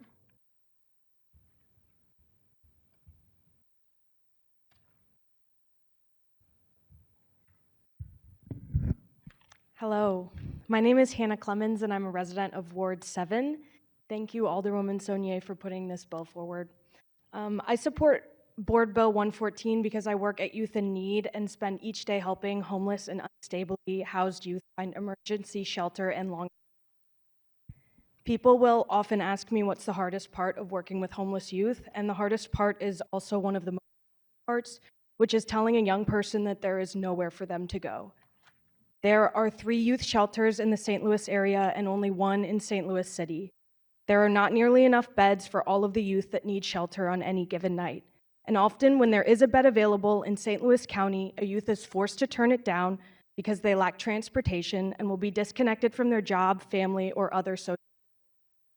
The only shelter in the city is always full and it has a long wait list. The result is that when a young person in St. Louis City gets put out, evicted, or runs away from an abusive situation at home, they are often forced to double up or sleep on the streets. When a youth or any person does not have a safe and stable place to sleep, they cannot be successful in any other part of their life. If we expect our young people to become mature, productive, contributing members of our community, we have a responsibility to set them up for success. Board Bill 114 would lift a discriminatory ban that has left too many people without housing opportunities for too long. I urge you to pass Board Bill 114 and allow St. Louis to move a small step closer to the equitable and inclusive community that we know it can be. Thank you.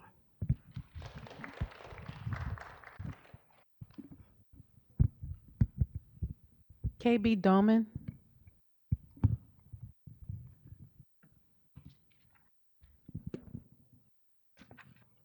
In support. Hello, my name's KB Doman. I use she, her pronouns, and I'm an attorney with Arch City Defenders. I also do weekly outreach and have for about 7 years. I'm actually here tonight with a group of folks that are about to go directly out and distribute food supplies to people in our community. Tonight, like every night that we go out, people repeatedly ask if we know of any available shelter, and we will repeatedly say no. There's currently no shelter available in St. Louis City for single individuals, couples, and families with boys over 12 years old.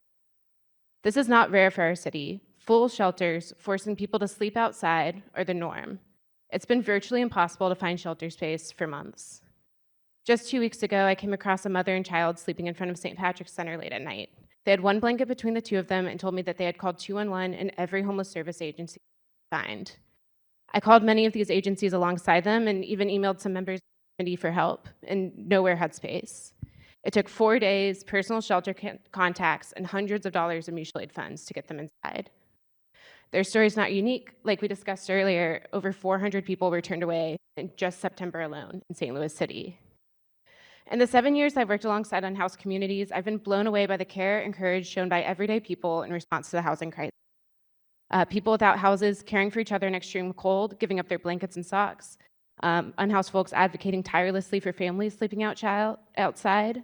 And everyday community members stepping up when the city failed, banding together to organize emergency shelters out of church basements and school buildings during freezing weather. St. Louis community members and St. Louis voters have shown time and time again that they care about the unhoused. However, despite plenty of campaign promises, this passion and courage has not yet been reflected in City Hall. Our current zoning policy does not allow new shelters anywhere in the city without a variance to the code. We have no shelter to offer the vast majority of those sleeping outside.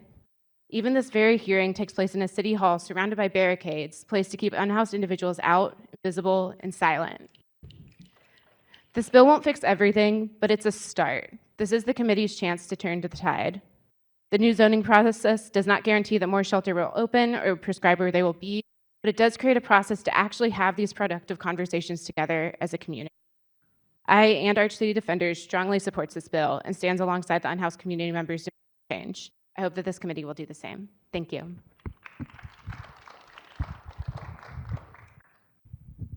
Adria Yeomans.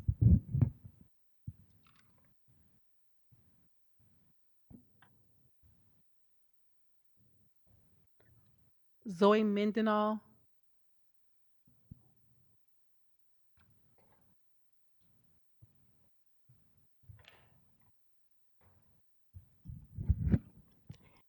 Hello, my name is Zoe Mendenhall. I live in the 10th Ward, and I'm here to advocate for the passing of Board Bill 114 to amend current zoning policies in St. Louis City. By sustaining discriminatory policies against certain types of housing also means denying 2,030 individuals access to essential resources.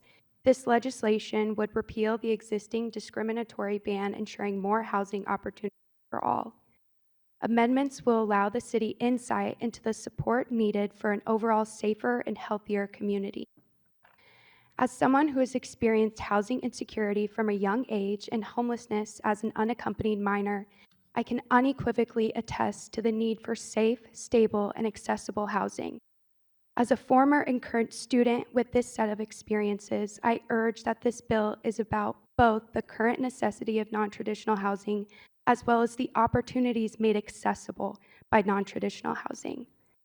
This is my opportunity to try to communicate my widespread care and concern for the safety and well-being of all St. Louis community members, including the 20% of families in the St. Louis public school system that are considered homeless or housing insecure. I am here not only to advocate for a vote yes on Board Bill 114 at tonight's hearing, but I ask that my voice is remembered as my story and my face is seen in spaces where decisions are made behind closed doors. Thank you.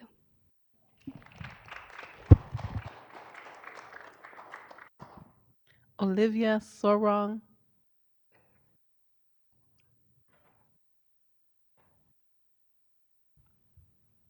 Good afternoon. My name is Olivia Strayvong, and I'm a resident of Ward 10 in St. Louis. I'm here to voice my strong support for Board Bill 114. Currently, zoning laws in our city prevent people from living in certain areas, which leads to the social exclusion of our multiple members. These restrictions on non-traditional housing do not build our city together, but rather push us further apart. Special residential uses, SRUs, are essential for providing safe and accessible housing. As we approach the colder months in the city, the need for shelters and transitional housing becomes even more urgent. Must I have to ask you today, how many more winters must we see people on the streets without beds and at the risk of dying from hypothermia before real change happens? This bill does not introduce changes without oversight. Board Bill 114 offers a balanced approach to managing non-traditional housing with clear requirements that ensure both transparency and accountability. Through the conditional use permit process, each SRU is subject to a thorough review, which allows city officials operations before approval. Additionally, this legislation requires that SRUs submit a detailed plan of operations covering aspects like client capacity, security protocols, staffing, and services offered. These detailed requirements will help city officials understand how each SRU operates with no gray areas. Legislation like Board Bill 114 is long overdue. St. Louis needs legislation that ensures fair housing opportunities for all its citizens. This bill also respects community members' voices by keeping the plat and petition in place, which reinforces again the importance of democracy and public knowledge. People in the city should have the right to housing, and we need the legislation that upholds that right. This legislative body must act quickly to protect SRUs under this bill. Board Bill 114 is a strong start, but this is only the beginning. I also urge us to continue pursuing solutions for long-term housing affordability for all residents of St. Louis. You today have the power to pass Board Bill 114 and take a valuable step towards a more equitable and inclusive St. Louis. This bill is not just about policy. It's about protecting vulnerable individuals who deserve a chance to thrive. Thank you for your attention and for considering this important issue.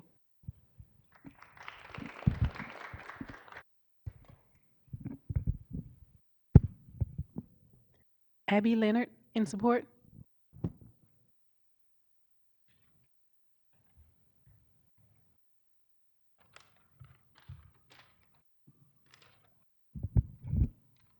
Hello, my name is Abby Leonard, and I'm a social worker at Legal Services of Eastern Missouri here in St. Louis and a resident of the 7th Ward.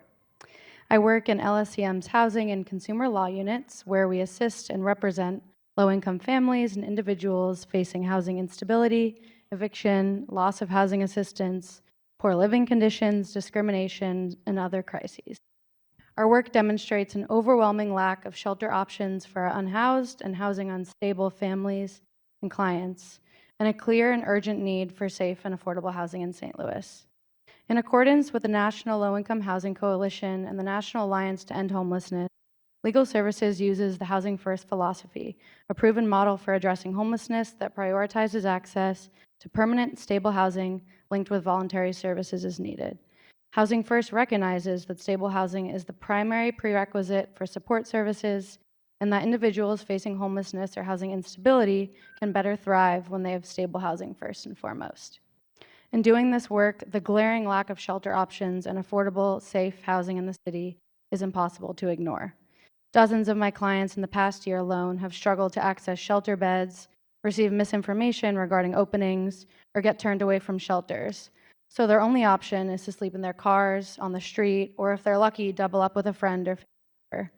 Some, faced with no other options, move into unsafe homes riddled with toxic mold, water and flood damage, caved-in roofs, non-functional heat or air conditioning, and other dangerous conditions issues to avoid being on the street.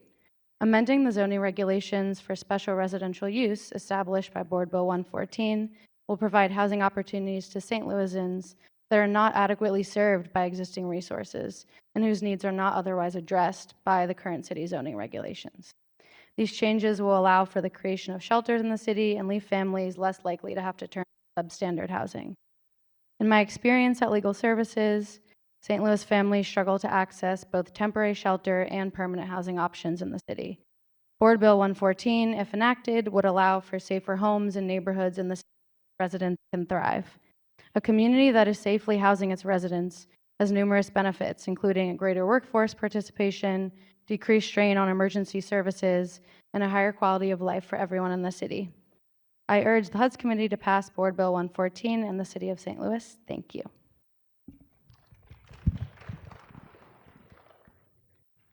Jake Linefield.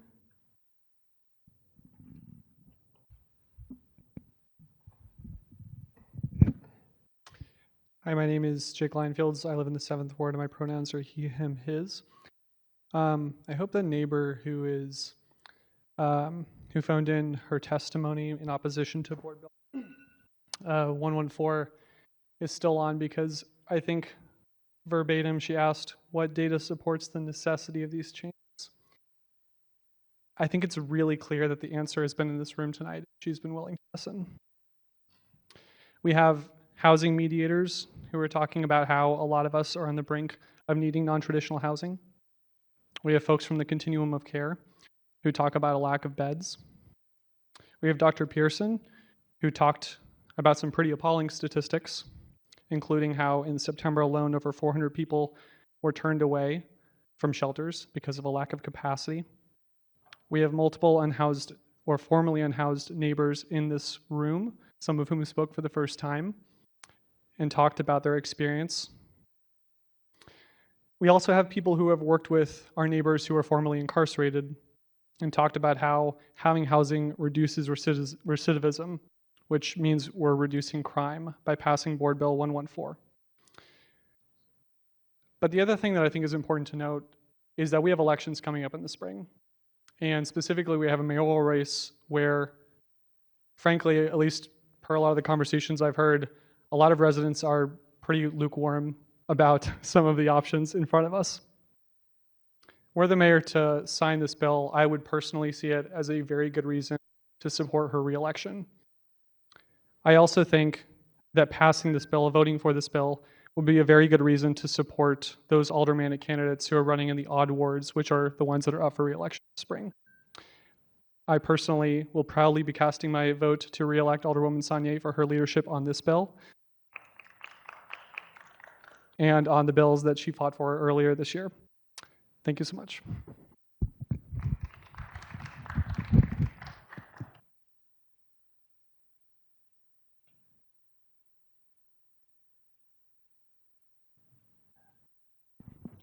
Jeff McDonald in support.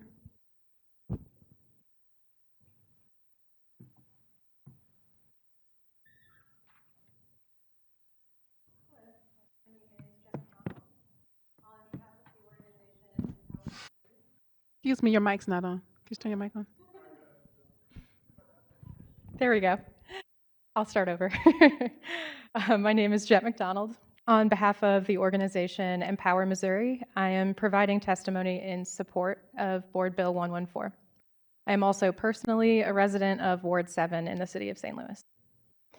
Empower Missouri leads a statewide coalition advocating for evidence-based public policy to expand affordable housing and support Missourians in need of stable housing. Across the nation, we are witnessing an unprecedented rise in rent costs, with St. Louis seeing one of the highest increases among major U.S. cities. The city's median rent has risen by over 17% in the past year alone, an increase of more than $320 per month from 2023 to 24.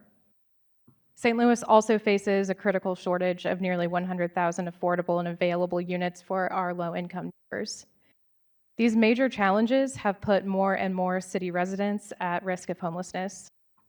St. Louisans urgently need housing solutions. Emergency shelter is a life-saving resource in concert with long-term evidence-based solutions like expanded permanent supportive housing. Non-traditional housing is especially vital during harsh weather. Every winter represents extremely dangerous, sometimes life-threatening realities faced by our unhoused, housing insecure neighbors. This crisis should not be accepted as routine, but rather considered an emergency that warrants systems-level change and a constructive approach to special residential uses. Clearly defined, community-centered, and equitable zoning legislation should be one of the next steps. Current zoning policy has prevented St. Louis City from providing resources that are widely needed in our community. Passage of Board Bill 114 can help pave the way for necessary infrastructure, just as we need enough hospitals and classrooms. Empower Missouri urges you to pass this legislation and reduce a major obstacle to our city's well-being. Thank you.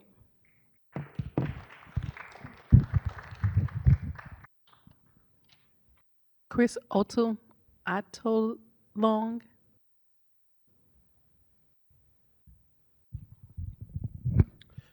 Good evening. My name is Chris Adelino. I'm a resident of St. Louis's 6th Ward. I want to thank the chairwoman and the committee members that are here. And I want to kind of echo something the chairwoman mentioned earlier, which is thank you for making the time available for those of us who cannot come out during the day to all these to be able to testify and share what we've had to say today.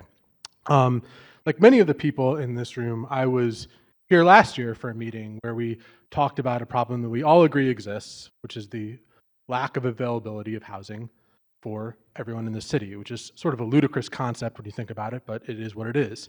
And I don't want to speak for everybody else, but I don't think many of us want to be here next year talking about the lack of available housing in the city. But we do need to recognize, and everyone there recognizes it, it's a major structural issue. And that means it's going to take a lot of time and a lot of work to dismantle, because that's what structural issues are. There are already major pillars upholding those. Capitalism, racism, lots of other systems of exploitation and oppression. So why do we as a city need to build all these other supports? Why aren't we dismantling those? We have these major obstacles in our way. Why can't we start to work to tear those down instead of building our own obstacles to address the issues which face all the people in the city? So I urge the members of the committee and all the members of the board to vote in favor of Board Bill 114, and I see the rest of my time. Thank you.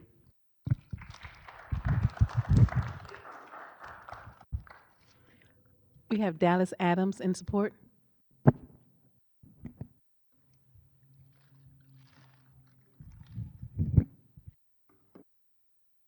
Good evening, members of the Housing, Urban Development, and Zoning Committee. Good evening to everyone in the room tonight. My name is Dallas Adams, and I am a proud resident of the 3rd Ward in the Dutchtown neighborhood. And today I am taking the opportunity to testify in full support of Board Bill 114.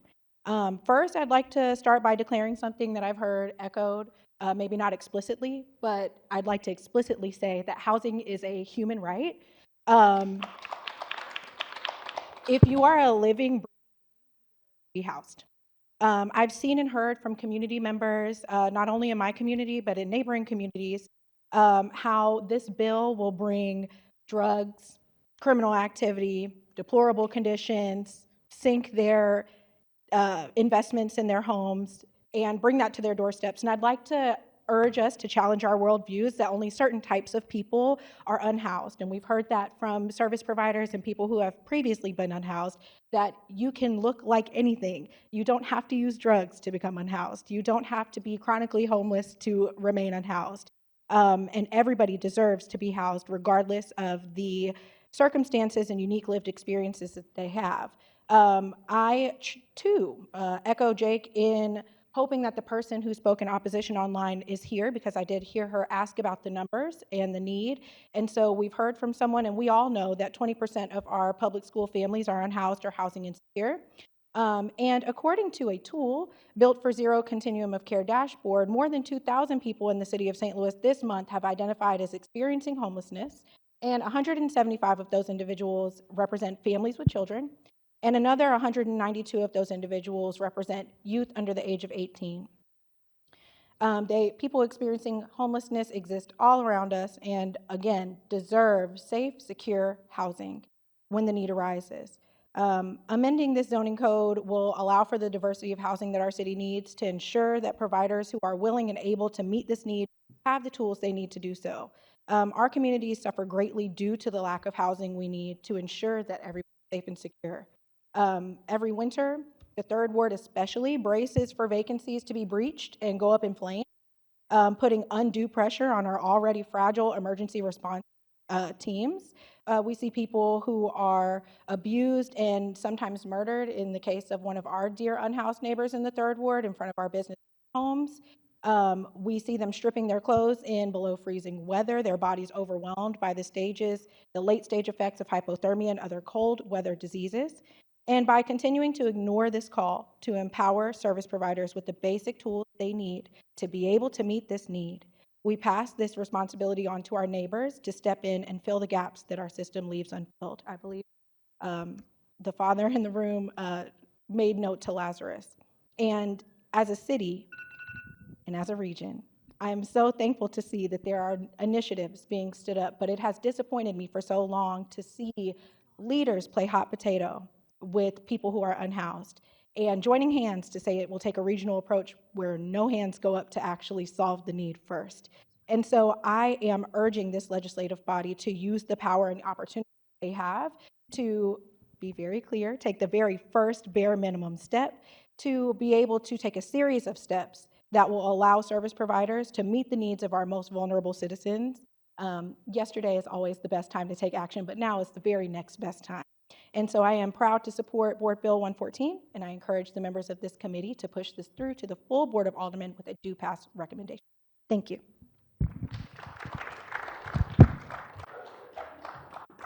Marty Joe.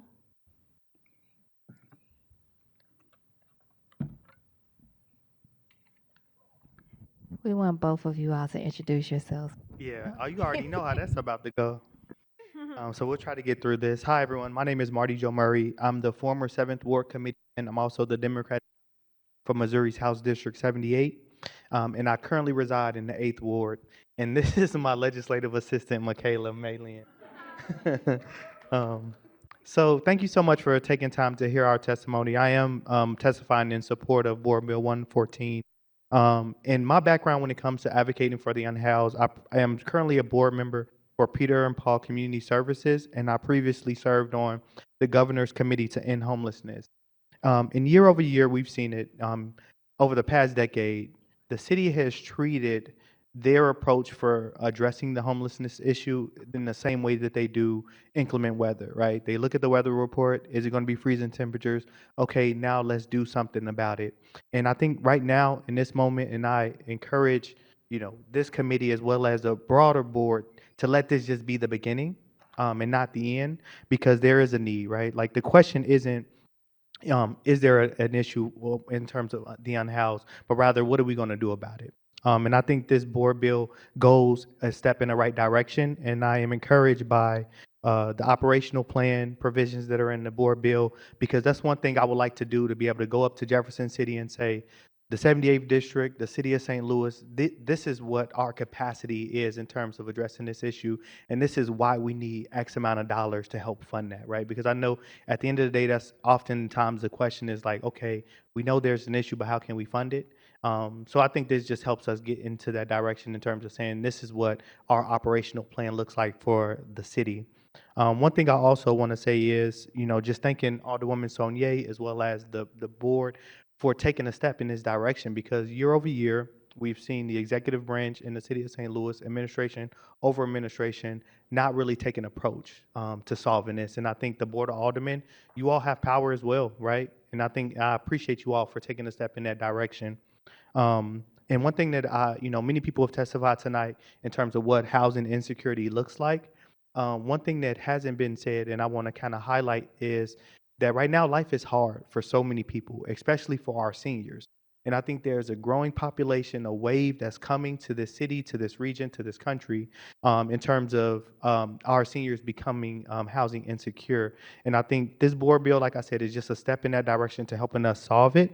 So I would just encourage the members of this committee as well as the broader board to pass this bill out of committee, but then also go forward and champion it on the in the chamber in support of it. So thank you. We definitely want to hear from you. You have something to say, young lady? Nah, she said ready to go home. Caitlin Stanley. In support.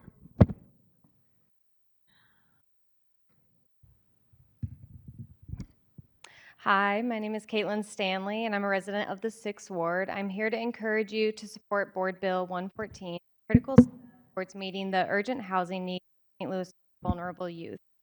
I currently work in a specialized unit for youth in the foster care system, particularly those at high risk of experiencing labor trafficking and commercial sexual exploitation, as well as youth who frequently go missing. Among the most critical challenges affecting this vulnerable population is the urgent need for safe and accessible housing. Youth experiencing these injustices often face crises that require immediate intervention, some form of housing to protect their well-being and ensure their safety. Currently, St. Louis has a devastatingly insufficient number of emergency shelters and non-traditional housing options experiencing any sort of crisis. Opening new and non-traditional housing options for youth is already challenging due to strict state and federal licensing regulations, and St. Louis's zoning restrictions only add further obstacles. On any given day, I receive between 5 to 10 emails from staff asking for bed openings in St. Louis for youth in need of housing that night. On a good day, the emails at the end of the day state there are no youth awaiting housing for the night, and on a bad day, an all too common day, a schedule is sent around to staff to sign up for shifts to watch youth who have to stay in a hotel. And let me tell you, it is not the Four Seasons Hotel, or the office that night because there are no available places for them to go. To put this into even more perspective, recently a 14-year-old was recovered out of a situation where she was being forced to have sex with adult men. She was not from the St. Louis area, and due to that time of day she was recovered, we were unable to get her back to her home that day. After making many phone calls, we were told there were no beds available. After informing the youth she would have to stay in a hotel that night with staff watching her 24/7, she became rightfully upset and decided she would rather return to the unsafe housing she came from than sleep in a dingy hotel with strange people rotating in and out. To her, this housing solution was no different than the one she came out of. This youth and many like her continue to have their vulnerabilities exploited, and social service providers have no effective solutions because of the lack of non-traditional housing available. Youth experiencing homelessness are acutely vulnerable, making them prime targets for commercial exploitation by those who prey on their unmet needs. Their heightened vulnerability is not just a risk factor, it's a direct pathway to exploitation as predators exploit their need for shelter and basic needs. Stabilizing services cannot be effective without safe, stable housing. Availability of non-traditional housing is a key factor in addressing an individual's needs. To protect and meet the needs of vulnerable youth in St. Louis, we must remove unnecessary barriers to non-traditional housing. Board Bill 114 represents a crucial step forward, creating more pathways for the types of non-traditional housing young people urgently need. Thank you.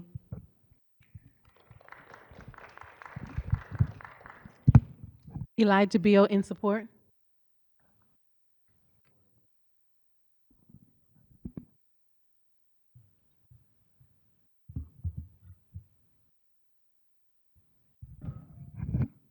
Hi, good evening. My name is Elijah Beal, and I'm a resident of Ward 5.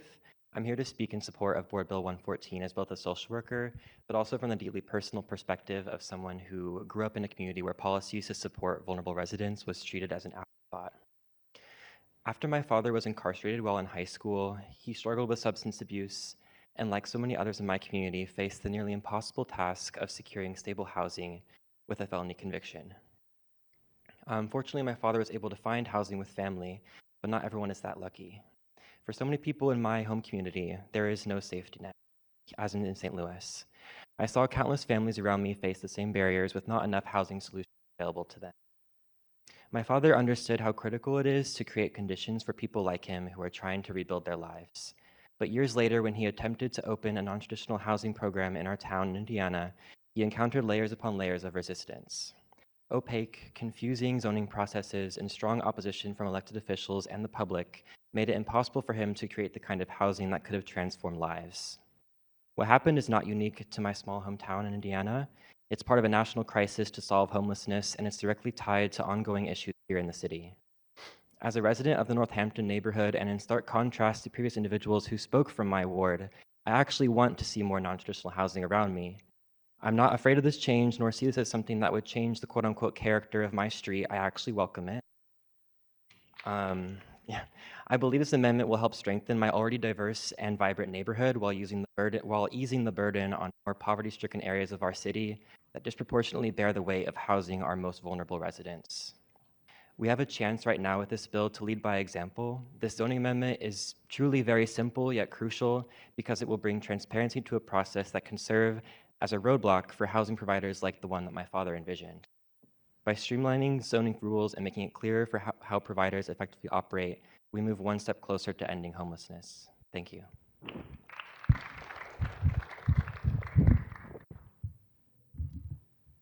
Sarah Mendola.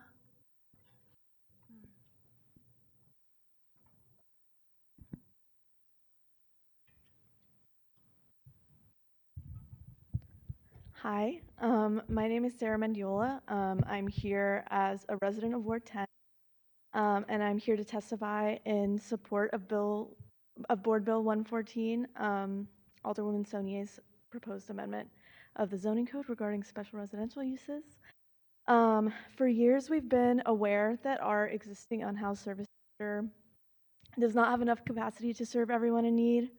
In particular, it's well known that there is a shortage of shelter beds in the existing. But the shortage of beds is not the end of the issues with St. Louis's unhoused services system.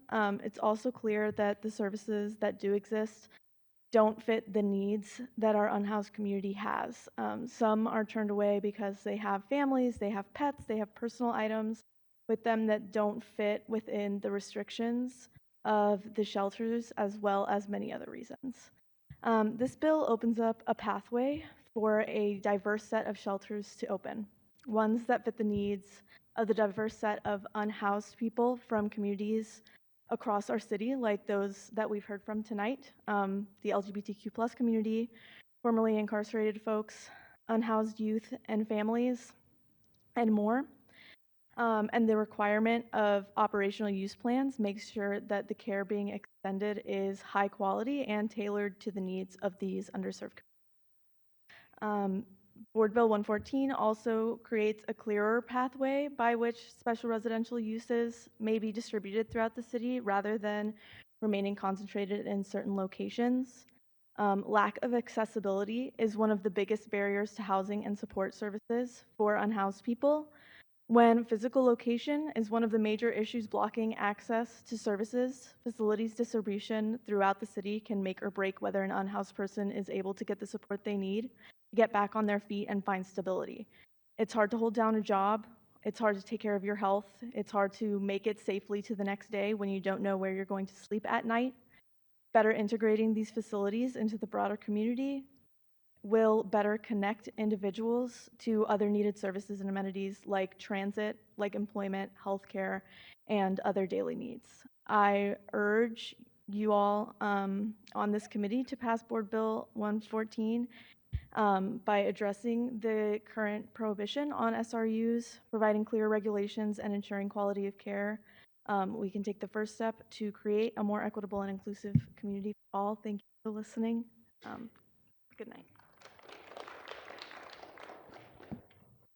Stephanie Culver in support.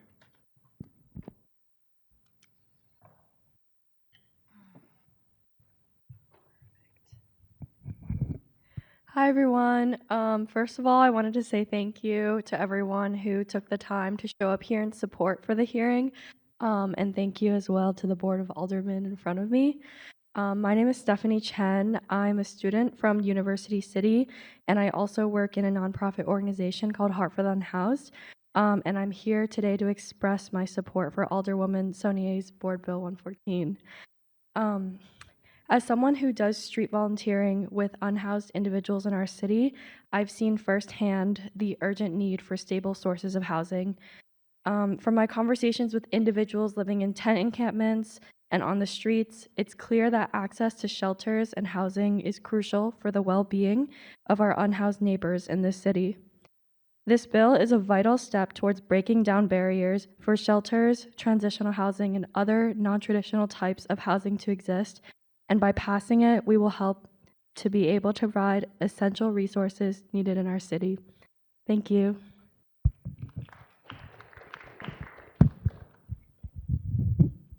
Rachel Hurtado in support. Alderwoman. Anybody else after her that we need to? I know. What I was saying, is there anybody else after her? I can go ahead. Okay, let's go. Raise your right hand. You special. Raise your right hand. You swear to tell the whole truth and nothing but the truth? Yes. All right, let's go.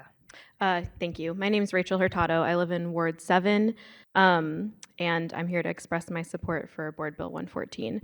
I wanted to start by saying thank you to, of course, all the community members who showed out, but also our elected officials here, our city government workers. You are here at 6 o'clock at City Hall in the evening time. You would rather be at home. We would rather be at home. And I hope that this is like a testament that when you make hearings more accessible to community, we show up, we come out. We're here to make our voices heard. So just thank you. Thank you very much for making this a more accessible time for us to come and make our voices heard to y'all. Thank you for all the work that's happened on this bill. It has truly the product of a ton of work that has happened. It is proof that our elected officials will kind of go for something and then get community feedback, elected official feedback, feedback from city departments, and then go back to the room and work on it. A ton of collaboration went into this bill, working with city department heads, city officials, community engagement, neighborhoods. This bill has had a lot of work on it, and I think it's a really, really incredible collaboration, a product of this collaboration, especially with the city departments and leaders who support this bill, including the mayor's office and the building commissioner. A couple of things that I wanted to note in addition to co-signing everything folks said in support of this bill tonight. I wanted to mention one point about the data. So some opponents of this bill have noted that there's questions of, is this even necessary? Is there even a need? I just wanted to note quickly to y'all that for the turnaway tracker, which notes how many people are turned away from shelters in the city and the county every day, a good number of case managers and direct service providers have said that they don't even record all of the turnaways in that system because they aren't seeing change happen from that data. So at very best, it is an underestimation of the need for shelter beds in our city and for non-traditional housing in our city. So I just wanted to note that is true. The data is, accurate, but at best, there is more of a need than what the data shows. I also wanted to touch quickly on another piece of something that people who oppose this bill have mentioned, the Housing First STL Summit. I attended the Housing First STL Summit. Yes, there's a lot of work going on with regional collaboration, but what some opponents to this bill have said is that waiting for a regional plan is important, that we wait for that to happen so that we can have this big collaborative approach. I was at this summit. The mayor of St. Charles was on one end, and mayors of other, counties in the region using extremely stigmatizing and nasty language towards our unhoused neighbors, and talking about their newest model for approaching the unhoused crisis, an arrest and incarcerate model. They're arresting unhoused folks to try and get them into services, and they're wondering why that's not working. So I hope that our elected officials, not only here but at the full board as well, recognize that it is not our job, it is not your job to wait for the rest of the catch up. It is St. Louis's job to be a leader, to champion this type of policy change and legislation so that we can move closer to housing justice. Because if we wait around for everyone to be on the same page, we're never going to get there. But St. Louis, we have an opportunity to be champions of change. And we can do both. We can respond to crisis needs in an agile way for immediate needs because winter is coming soon and we need more shelter beds. We can do that. We can address people's material conditions. Excuse me, that's your time. Thank you. And we can also move our way towards overarching long-term systems level change in pursuit of housing justice. You don't have to pick one. We can respond to people's immediate conditions now, and we can make policy changes like this. So I encourage y'all to support this bill, not only here, but at the full board as well. Thank you.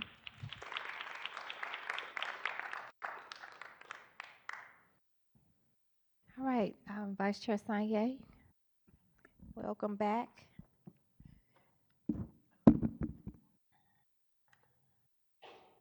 Bless you.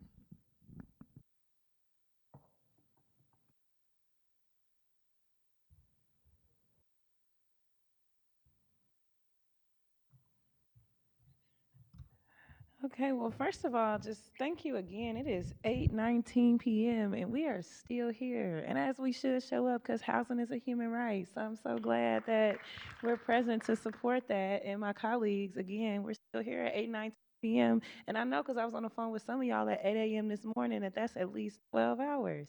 So thank you to you all. I'm a little thrown off. It feels so different from the last time I was up here. I feel very proud right now on the inside. I feel very proud. I feel very happy and very encouraged and very inspired. And so I just know that we do have Director Milberg here from the mayor's office. And I don't know if she wanted to kind of just give some final statements from the mayor's office and on behalf of the departments. And again, I know it was lifted up a lot that the collaboration was again, but I definitely want to just lift that up again because especially Director Milberg has kind of been the point person for all of our conversations.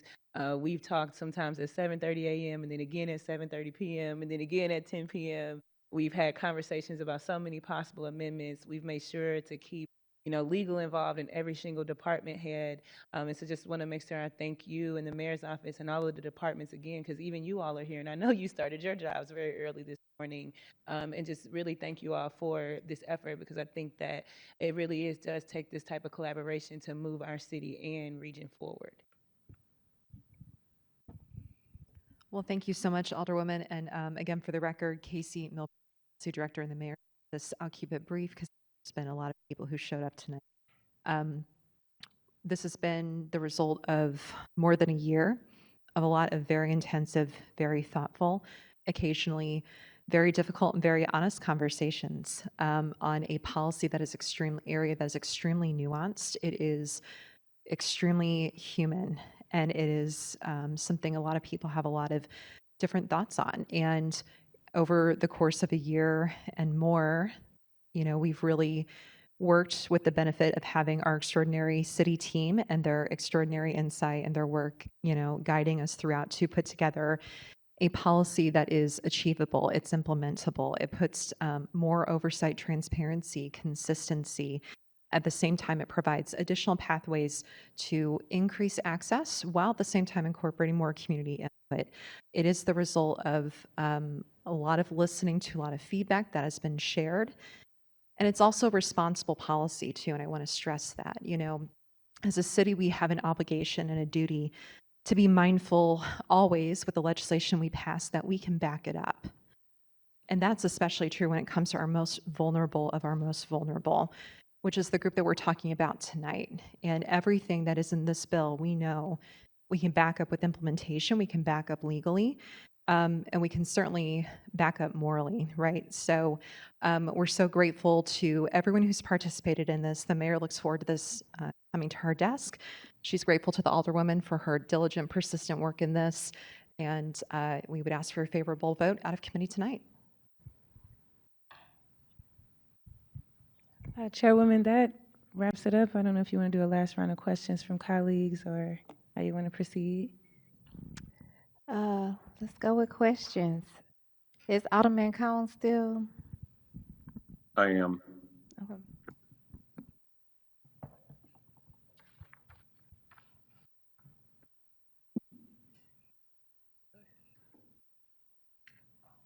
You can proceed, Alderman Cone.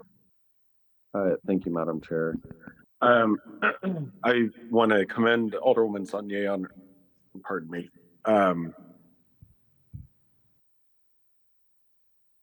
on her efforts with this bill. This is obviously not the first time that this bill has been before us, and also as a member of the Planning Commission, it's not the first or second time that this has been before myself. And the previous two times that it was before me, I've brought this up and also in private conversation with the Alderwoman, but I continue to have a concern around the language in the bill, particularly as it pertains to the non-discrimination policy.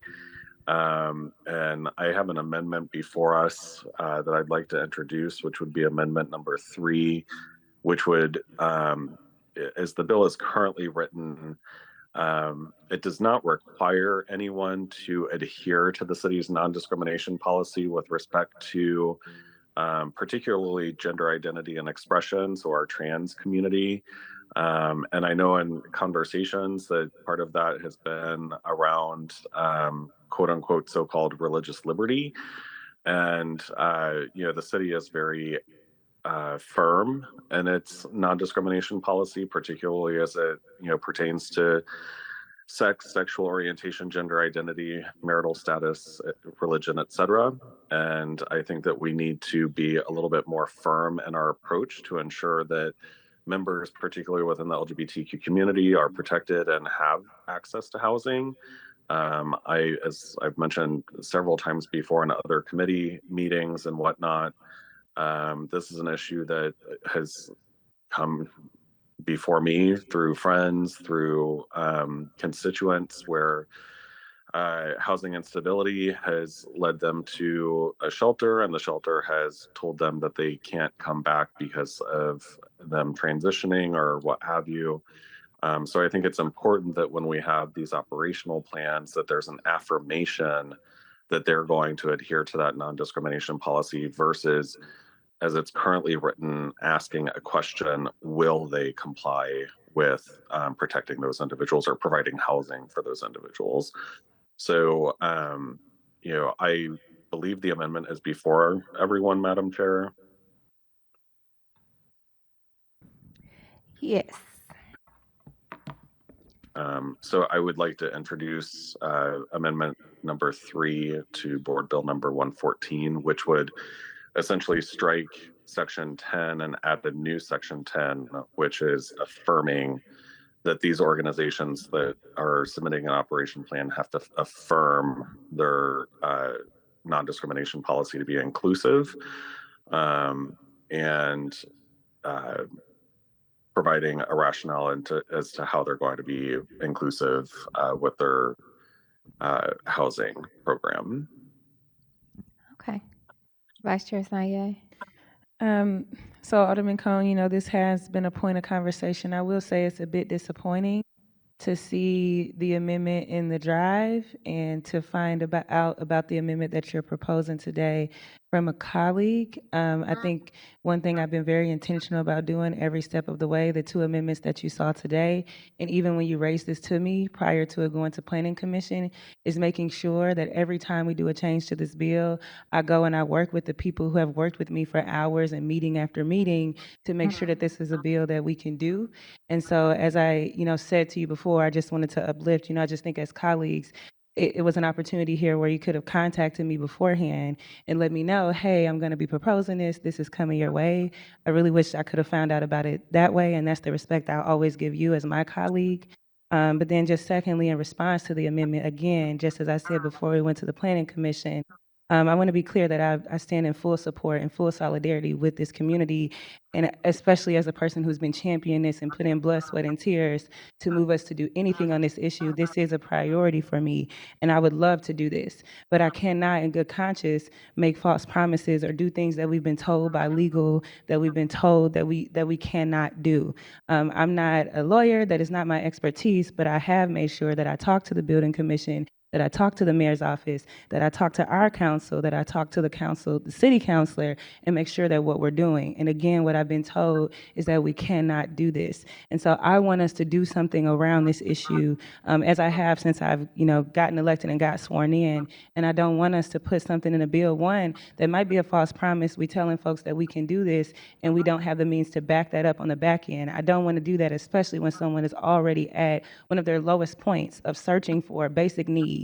But 2, I also cannot support doing this because we've been told specifically by legal, and because you just brought this to me again today, when we had our first hearing on the floor last week, you didn't mention this again to me, and you've not mentioned this again to me since I added the original language before the Planning Commission to add the statement, the question about who they would be serving. You have not brought this back to me, so I also have not had an opportunity today to check back in with legal, or check back in with zoning, or check back in with building, or check back in with the city councilor to make sure that this works. And so out of respect for, again, the process that we've done so far, the people who I've been working with, the lines of communication, I've worked really hard to be as transparent, and all of the blood, sweat, and tears that has gone into getting us this point, I cannot support this amendment, and I will also urge committee members to not support this amendment. And I know Alderwoman, that the last conversation that you and I had with respect to this amendment, you indicated that the city councilor's office, which I have not seen any legal opinion from the city's councilor's office with respect to what you shared with me.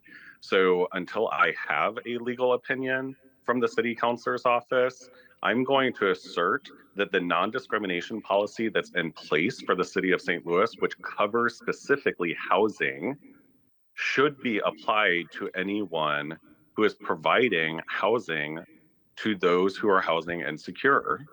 Again, Alderman Cone, because you're bringing this to me today, you are not leaving me an opportunity to Alderwoman, go back respectfully, and I have brought the this to you conversation. before this went to the Planning Commission. You did not ever come to me, Respectfully, Alderman. I brought and this say- to you previously, before you even introduced the board bill.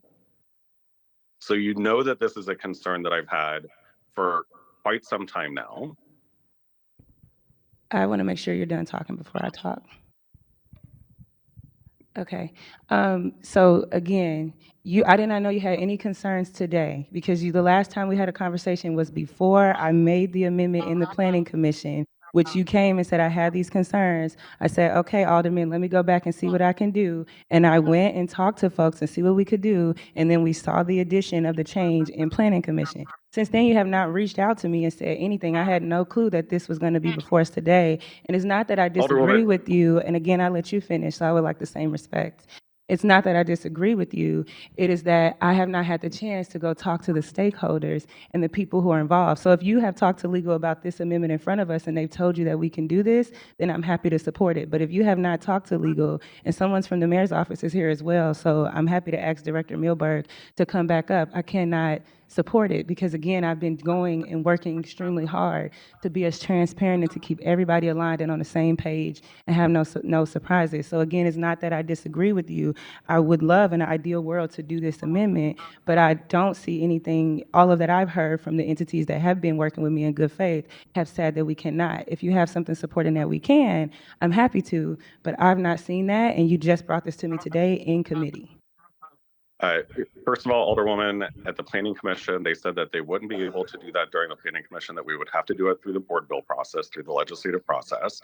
That was at the Planning Commission. Second of all, you have not supplied the legal opinion to me, and neither has the administration, with respect to why we're taking preference on religious liberty over a specific city ordinance that's already on the books that protects people from discrimination in housing for sexual orientation, gender identity, and expression. I have not been provided with that level of specificity. All I've been told is your word. I have not been given any one specific legal opinion. And any alderperson can proffer an amendment to a board bill. And that's what I have chosen to do this evening.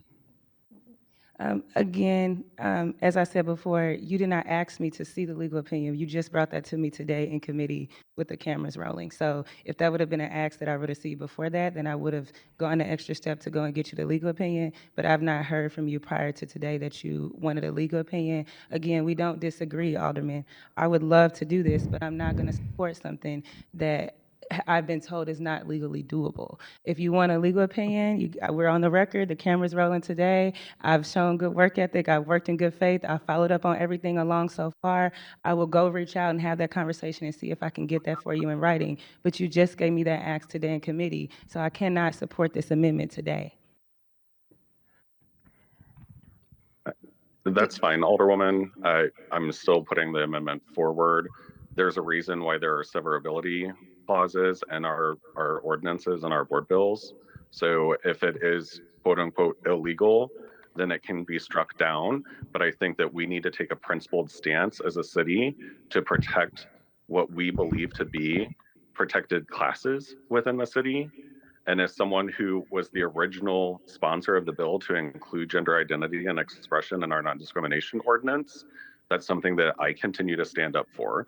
And it's something that I think that we all should be doing and having those conversations versus saying, oh, well, religious liberty prevents us from doing so. I would like to ask, if possible, either zoning or Ms. Milberg, Director Milberg would be open to come just to give us, as the members here, a little more clarity because Hi, Casey Milberg, Policy Director in the Mayor's Office. So when we think about the layers of enforceability, it's federal, state, local. Local's preempted by state, state's preempted by federal. The strongest nexus that exists in terms of enforcement is money. And right now, that means federal money and local money. Federal money is the money that comes from HUD. Several years ago, HUD passed internal regulations and policies saying if you are a shelter and you receive HUD money, then yes, you can be bound to comply with HUD's federal requirements, which does include gender identity and sexual orientation, non-discrimination provisions. If we as a city are funding you and you get our money, that gives us the enforcement mechanism for you. Money is the enforcement mechanism. It sure as heck is not the state of Missouri's laws, and even the federal legal framework has a lot of catching up to do in terms of enforcement provisions for gender identity and sexual orientation. So we all are on the same page about wanting to go as far as we can to provide space and access and resources for this population. But everyone in this room, everyone watching tonight should understand that when it comes to enforcement, it's money. Money the city provides, money the feds provide through HUD.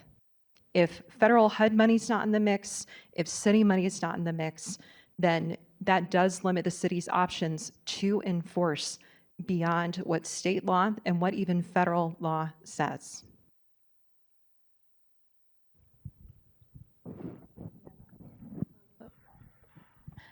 Alderwoman Spicer has a follow-up for that. Thank you. I'm reading this amendment, and I'm trying to figure out, the legal difference in what is in the bill and what is the change. In this, what's in the bill is a question saying, will you be serving everyone with your within your identified population, regardless of race, color, ancestry, so forth, without, and then if not, please explain. And then insert thereof, the statement of the organization providing housing amendment to the non-discrimination policy. There's nothing in what we're doing either currently in the bill or in this amendment that would change whether or not, they submitted an operational plan. It doesn't prohibit them from submitting an operational plan. It doesn't prohibit them from being considered if they said yes or no, if they affirm or deny. There's nothing in this that changes what might be an outcome for someone applying, just to make sure I'm understanding what Alderman, and maybe Alderman Cohen can speak to it, maybe you all can, but I'm not seeing anything in this amendment, I guess I'm trying to get to, that changes what we're asking for here. So the language that I have before me says statement from the organization providing housing affirming their commitment to the city's non-discrimination policy.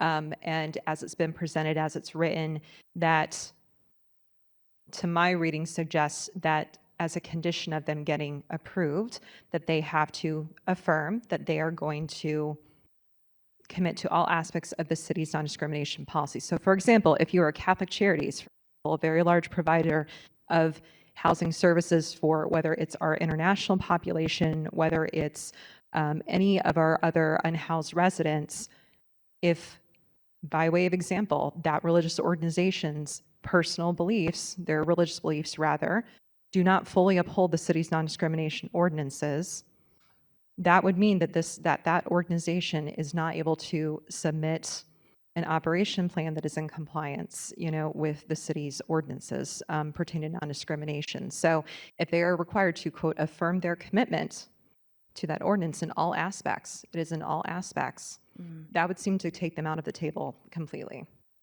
Because if they couldn't provide the statement of affirmation, they wouldn't be able to submit their operational plan based on this wording of this amendment. Making sure I understood. as the opposed to difference. question. Which is a yes, no. Right, we're not And then mandating the you. conditional use process, or, and I know I have things to say, as you're probably not surprised about the whole bill, but, sorry, Rasheen, Alderman Aldridge.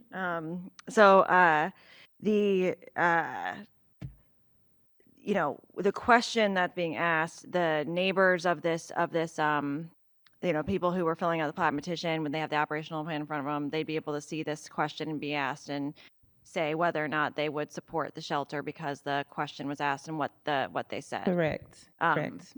But if they weren't going to have a statement affirming that the city's non-discrimination policy and what they're doing, then they wouldn't have an operational plan to put together. That's what you're saying. Right. Yeah. Yeah, the big difference is really in mandating it as a statement of requirement for the operational plan versus just in general asking a question of inquiry, which is not setting any expectations or saying that if for some reason you can't serve everyone within that population, you are not meeting the standards of our process. It's just asking you. And then whoever is reviewing that can take that into consideration, but the city has not made it so that in order for you to I go through think this process. Alderman Cohn's question and point was really interesting about how does this work in traditional housing markets, rental housing, what the city is able to say you can and can't discriminate, based on various things. I'm interested in that. Sure. Yeah. So we have the landscape of the Federal Fair Housing Act deals with private housing differently than it deals with shelters. They're just completely different ball games. Again, with the Fed's nexus for enforcement of sexual orientation, gender identity issues when it comes to shelter housing is through HUD. It is through HUD money. It's through HUD policy.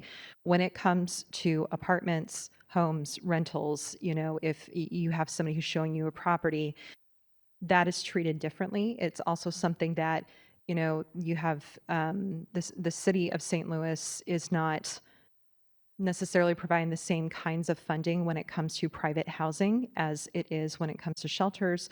We're certainly getting a lot of more money pumped into, affordable housing and whatnot, but we have different legal frameworks under the Fair Housing Act and in terms of the HUD funding enforcement mechanisms for shelters.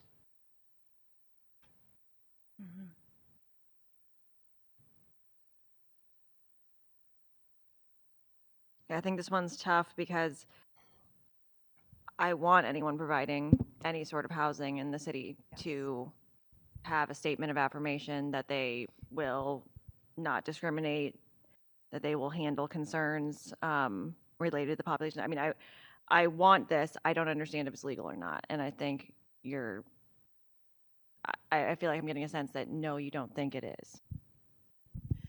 That is my strong sense. Again, the nexus is money. It's federal HUD money. It is local money. That's our enforcement mechanism, right? Because we don't have state laws in Missouri like the state of California does. We don't even have the federal legal framework that goes as far as is needed to enforce protections in our shelters for our unhoused for those who are, LGBTQIA+. Yeah, I would say that we all want to. I really do want to do this. I think if we could do this, I certainly would. But again, we did have in-depth, conversations beforehand where we're told not to. And I also would lift up that I think putting the question out there and requiring an answer does put the information out there, and then all the parties can take it into consideration. It's just crafted very carefully so that it wasn't looked at as an expectation that the city was mandating it, but rather just information we were asking for. I see the difference. Thank you for answering my questions.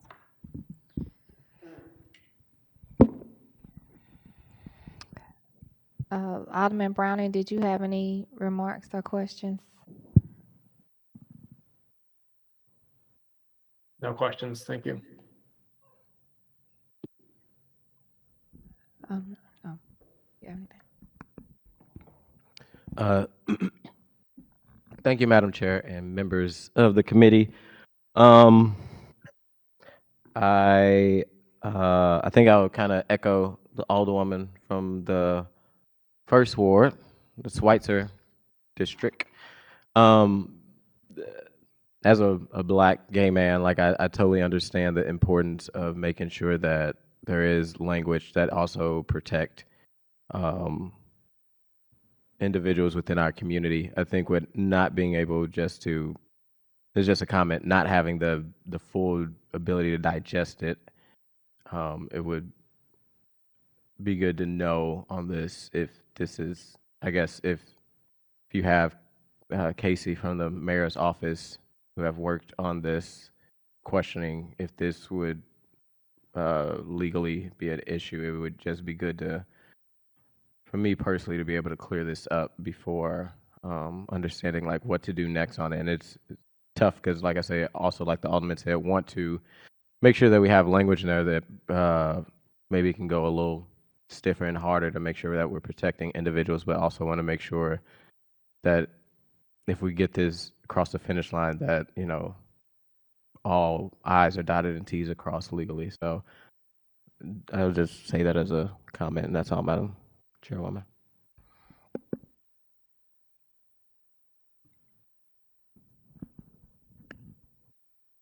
So how would you like to, and Alderman Cone, I know you're still on too.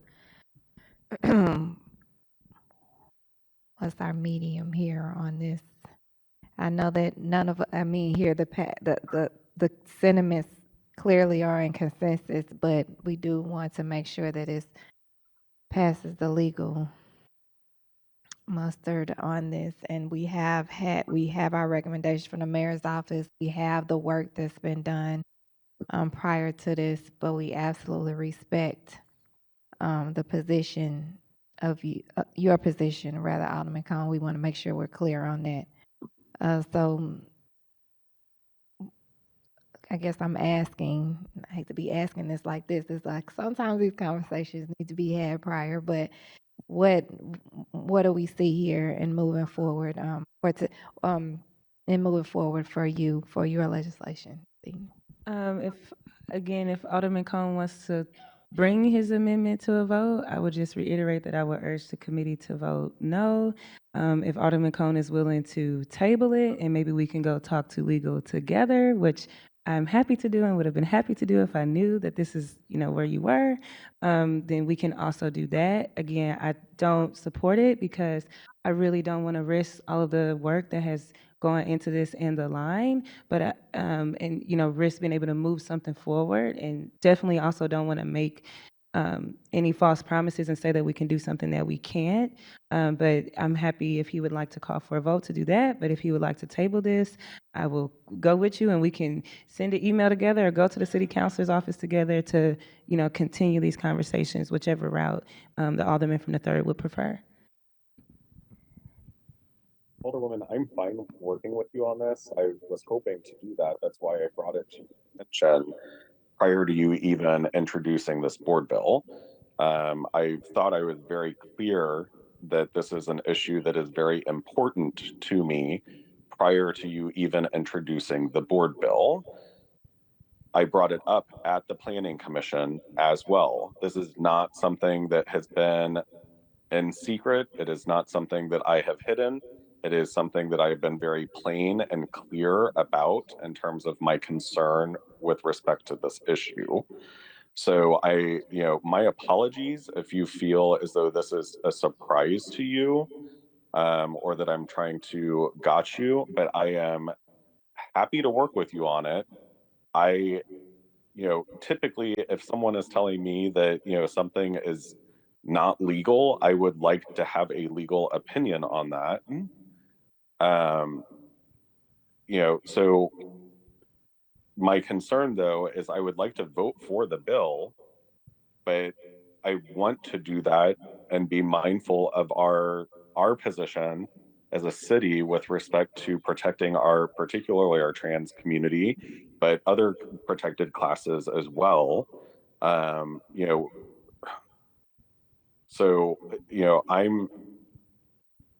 again willing to work with you, but I would like to make sure that we are being thoughtful in how we're addressing those concerns. Yeah, Alderman Cone, I'm glad you brought up the part about being thoughtful, because I think that we all are on this. But we want to be respectful of the process as well, and the steps that have been taken prior to this. I don't know if they're, so just for people that are watching, this is part of the legislative process. Amendments can be made in committee. I always advocate for them to be made in committee because again, this is the part of the process where you all can participate, but it's not the last shot. Okay, so I think that the risk on us taking, and I hope I'm not overstepping, but my heart won't let me not say the risk on us taking a vote for this, they will be misunderstood that a vote against this amendment is a vote against the spirit or the message or the position of this amendment, and that's clearly not the case on any of our parts here as committee members. So, I mean, I would fully commit that the work that you all have just both publicly committed to, if it goes through and this is legal and we can do it, then I will be the first to be on that floor and stand up with you, Alderman Cone, and have it, if you would be amenable to doing it like that. I don't, again, want to overstep the sponsor, but I just, the risk of the misinterpretation of us voting on this amendment without the full context, which we know the media, I think would cause, would create confusion that we don't need in this work, in the work that's been done. So again, I'm going to yield to the sponsor. I'm going to absolutely yield to you as well, Alderman Cone. And it's nothing against, I hope you know that, it's nothing against this amendment or your position or your passion on this, but this is just what I felt like I needed to publicly say, and then I will yield to you all's decision on it.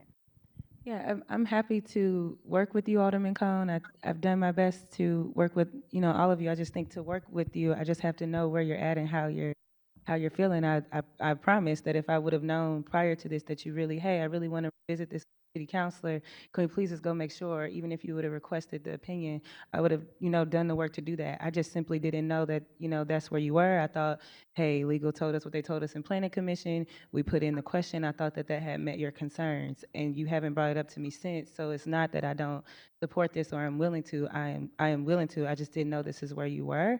But absolutely, happily, you know, I have personal ties to this issue. I've talked about that over and over again. I certainly am aware that one of the largest groups in need of this hopeful legislation is youthful LGBTQ. So absolutely, I think this, we should absolutely have this conversation.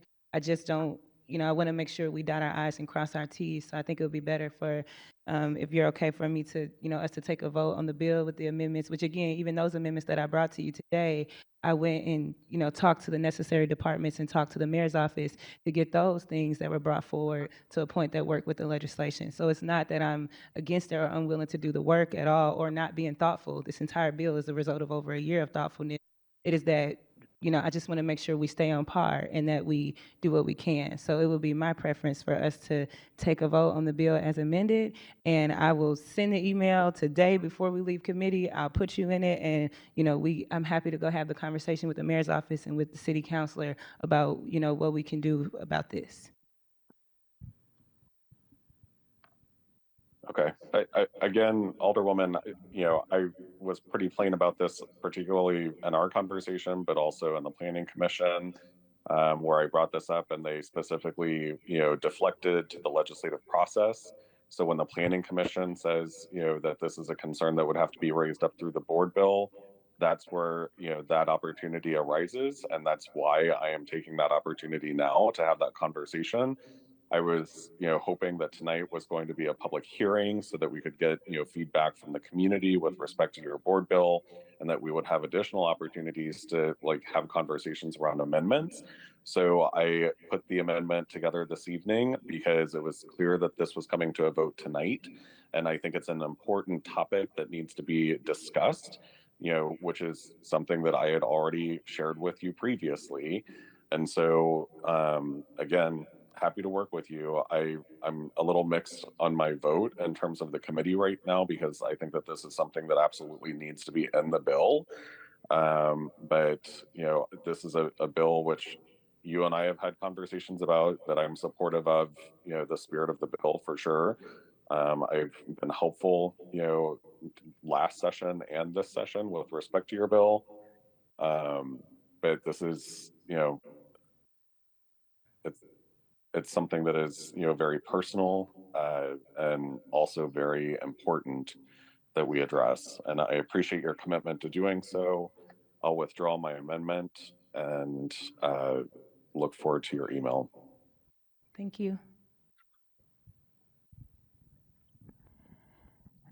Okay, let's move forward with the questions. Alderman Cone, did you want us to come back to you, or was your amendment basically you want to keep in conversation moving forward? I don't have anything further, Okay. Alderwoman, Madam Chair. Okay, thank you. Alderwoman Swicer. Thank you, Madam Chairman. It's I've been thinking about this bill a lot, and obviously we've talked about it hours and hours and hours and hours and hours at this point. And I appreciate every moment that you've taken to talk with me about it. It's been a really long road to get to this committee hearing, and when the bills in terms of where we are today versus how this process started, it's a huge difference in what you introduced. Gosh, when was that? A year? November of last year. Okay, so it's been a while. And I remember reading those bills and being very concerned about what those bills would do for my ward, and I had a lot of people in my ward who reached out to me and were very against those bills, and I posted why I was against the bills and had a long kind of point by point of all the different things that I was against about those bills. And I think you probably got that from a lot of different people, either on the board or in the community. And from that, what I want to say that I just really respect about you is that you didn't take that and shut your door. I think honestly you really opened it wider. You've come to my community meetings multiple times now in some of the areas of my ward that have been most vocally against the bill and what you've been trying to do. And the bill that you have in front of us today is hugely different than what was presented early in this process. The number one thing for me is maintaining plat and petition. That is very clearly a non-negotiable for, I'd say, a majority of my ward and the people I represent. One of the things that we do as legislators, we're representative government. We're the person who sits in this seat representing the entire ward, that we represent. And so I try to be very thoughtful in my votes and my questions about, not necessarily what I think as an individual, but what does my ward think and how can I most represent them? And their number one thing, what they've said over and over again, is they are just not in support of removing plat and petition from this process. That is really important to me because it's important to them. This bill, of course, doesn't touch plat and petition, as we've talked about numerous times. The things that's I think the most concerning to me about the bill isn't necessarily what's in the bill, but what's been presented around the bill, in terms of saying currently plat and petition isn't being touched. Currently, this isn't in the bill. This isn't what we're talking about.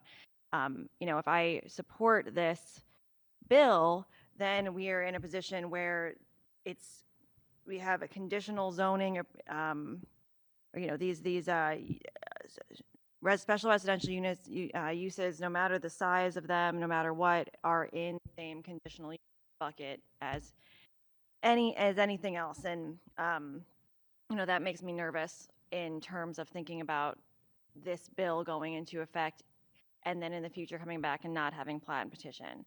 And I think that makes my constituents nervous too. I mean, you've answered a lot of questions that they've had about what that looks like, what that means, and can you answer, I guess, one more time? This bill doesn't touch plat and petition.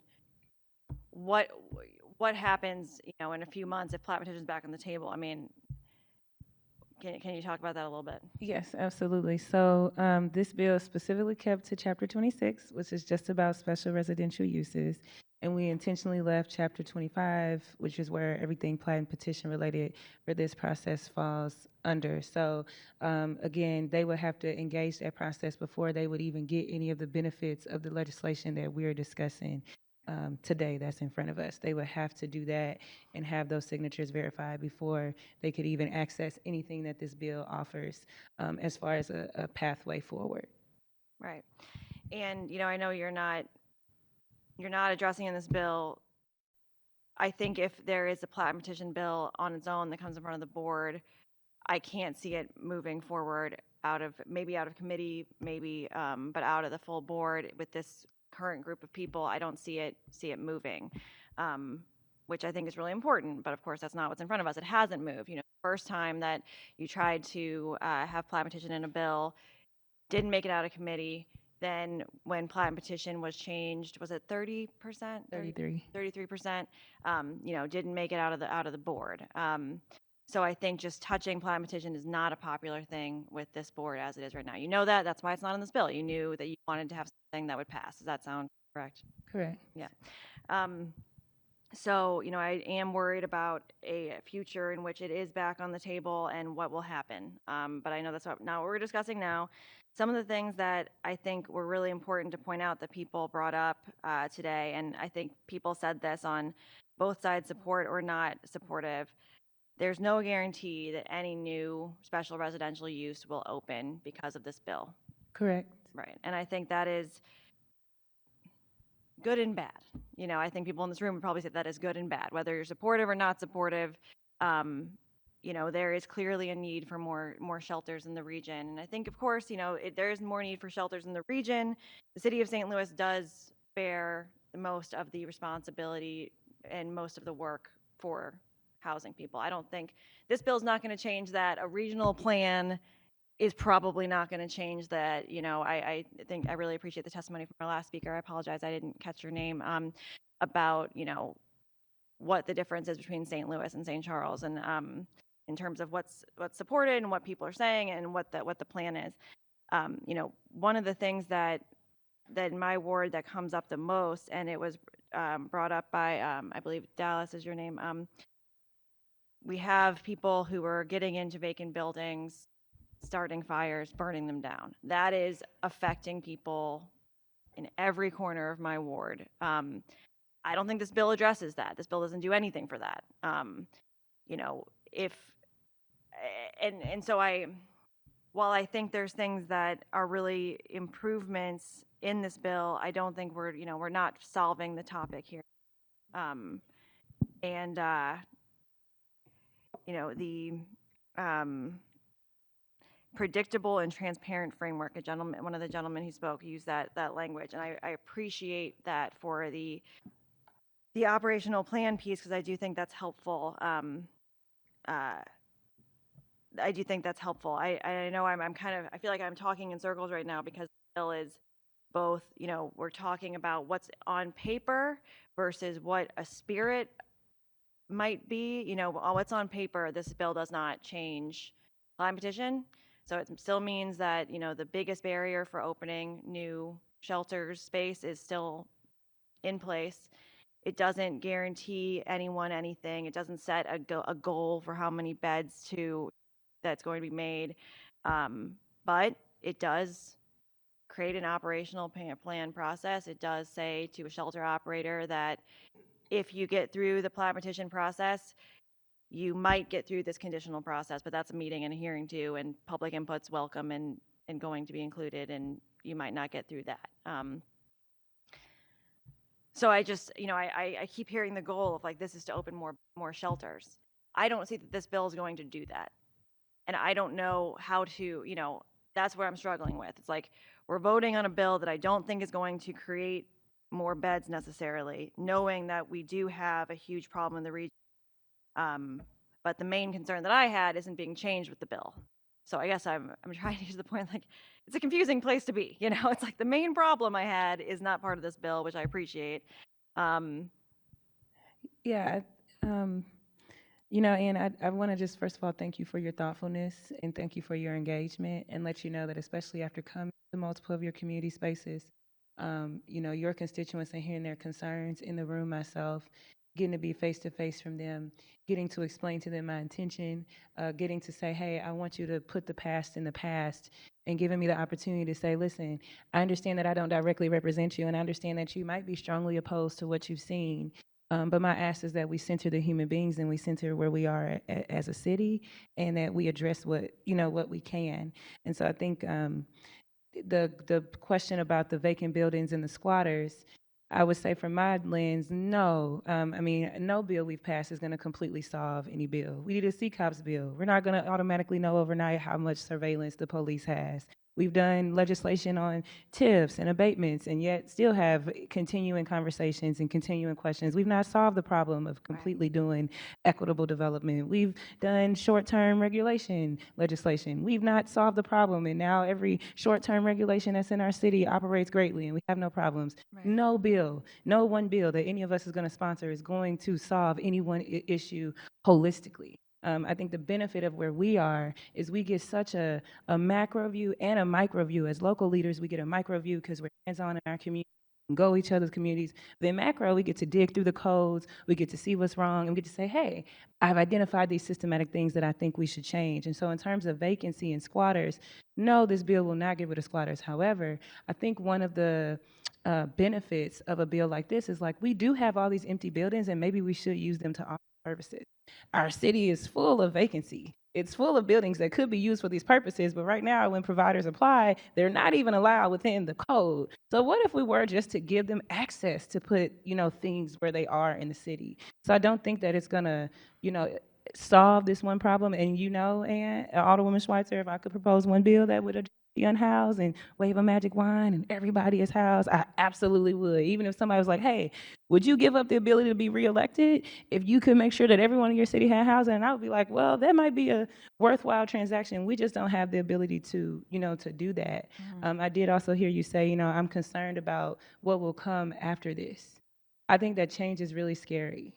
And I think that moving forward can be very uncomfortable. And I think that it does open doors. But I think having a process that played out, that left, one bill not getting out of committee, left another bill falling short on the floor, and honestly left me in tears, should be reassurance to all of us that we do have a democratic process in place. And if we don't have the will for it or the body for it, then it won't happen. And hopefully that serves as a protection to your constituents. Obviously as the sponsor of this bill, as someone who's deeply passionate about it, my ask to you would be that we center where we are right now in this moment. Where is our community? What are our community's needs? What can we do in this moment to meet those needs? And I swear to you, if I showed you my calendar, I have put in so much time and so much resources and had so many difficult conversations with so many people from so many different places because I just was like, I want to do something. It's no way that we have these issues going on in our city and we can't do anything. So now we're at the bare bones, we're at the minimum. We know that shelters are not allowed anywhere in our code within the city of St. Louis. We know the history of our city. We know racially and class why that may be the case, that tattoo parlors and gunshots and payday loan shows and liquor stores have been allowed in our codes, but these facilities haven't. We know why. And so my ask is let's focus on that. Let's get this done.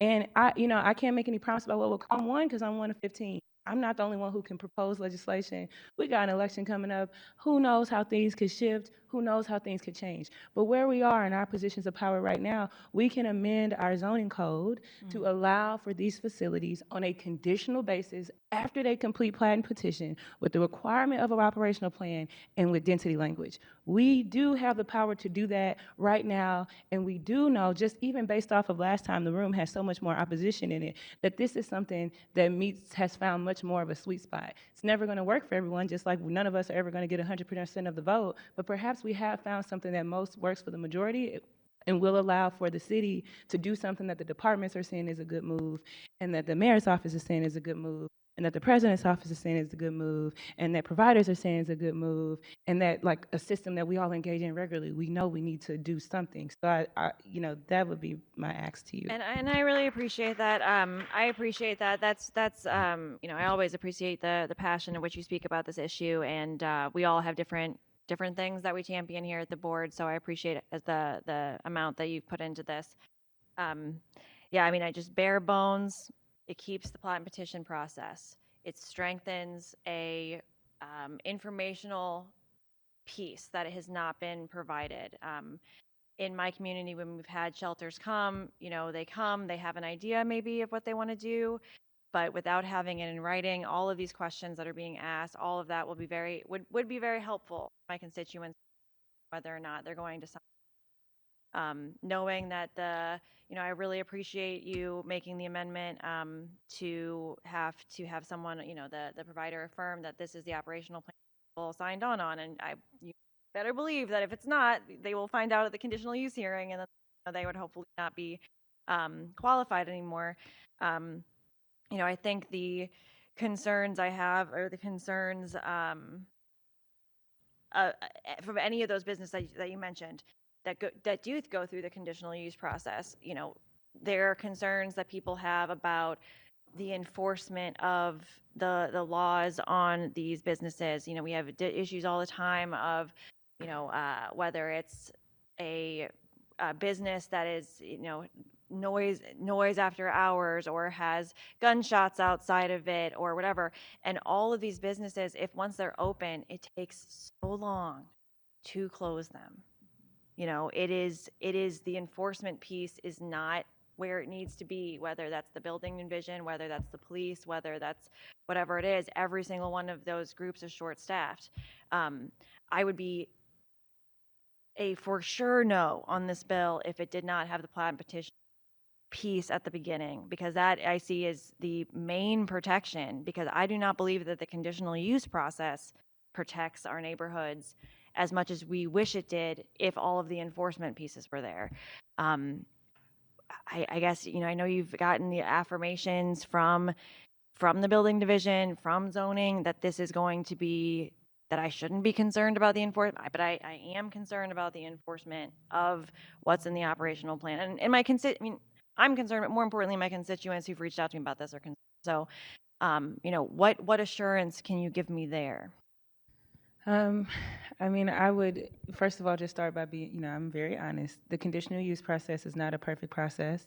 I've had things within the 7th Ward that I've had to advocate for and advocate against and try to figure out how to navigate the revocation process. So I think the most important thing is I would, if we were in a community room in your ward that you represent right now, I would say, I acknowledge that this is not a perfect process. And then I would say that, we have to choose from the things that exist within our city, and this is a process that's good enough for everything else. So I'm really proposing that if the conditional use process is something that everything else uses, and I don't have the ability to create a process from scratch, then let's give this the same process. I think that also we should keep in mind that our city is going through a zoning overhaul right now, and I think they may have some suggestions to improve the conditional use process. And I will also say that I have some ideas around the conditional use process, and even have a little bill drafted up in my drive right now about some improvements to that process. And so because it is one of the city's processes, we can work together on making sure that it gets to a better level as far as transparency, communities knows that it's happening, and things like that. So that's what I would tell them.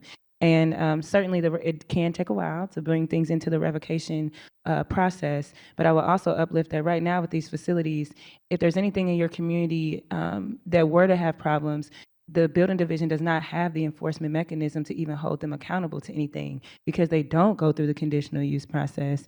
We don't have an operational plan from them. We can't say, hey, you told us you were going to do this. You're doing something different, and then hold you accountable accordingly. So I would say, like, this bill does not introduce a perfect process, but it does have a lot of thoughtfulness around using the process that's in place, adding the requirement of an operational plan to kind of catch for some of those things that the conditional use process might have left out, that experts like from the Department of Human Services who do the work can say, this is what we should ask.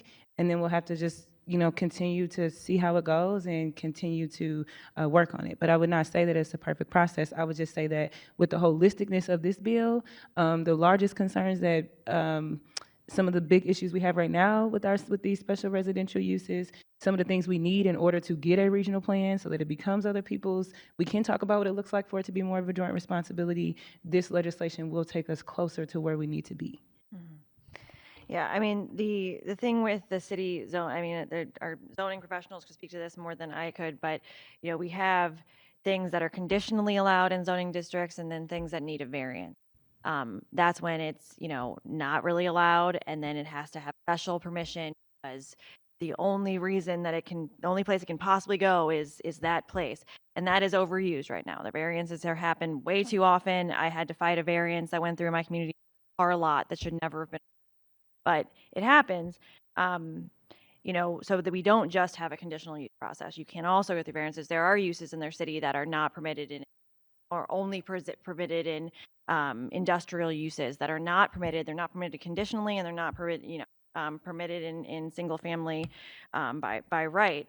They'd have to have a variance for it. So it's not like there isn't another process allowed in zoning districts. It isn't like there isn't one that isn't used. It is used. The conditional piece we've talked about a lot with, why are zones A and B listed as conditional the same way that for any size shelter, the same way that it might be for a smaller shelter. And one of the things you mentioned is that the building division doesn't have the ability to enforce things now, and that's not true. They absolutely do, because every building in the city, especially if it's residential, there should be an occupancy amount of people that can be there. There should be some number, some idea of what their occupancy is.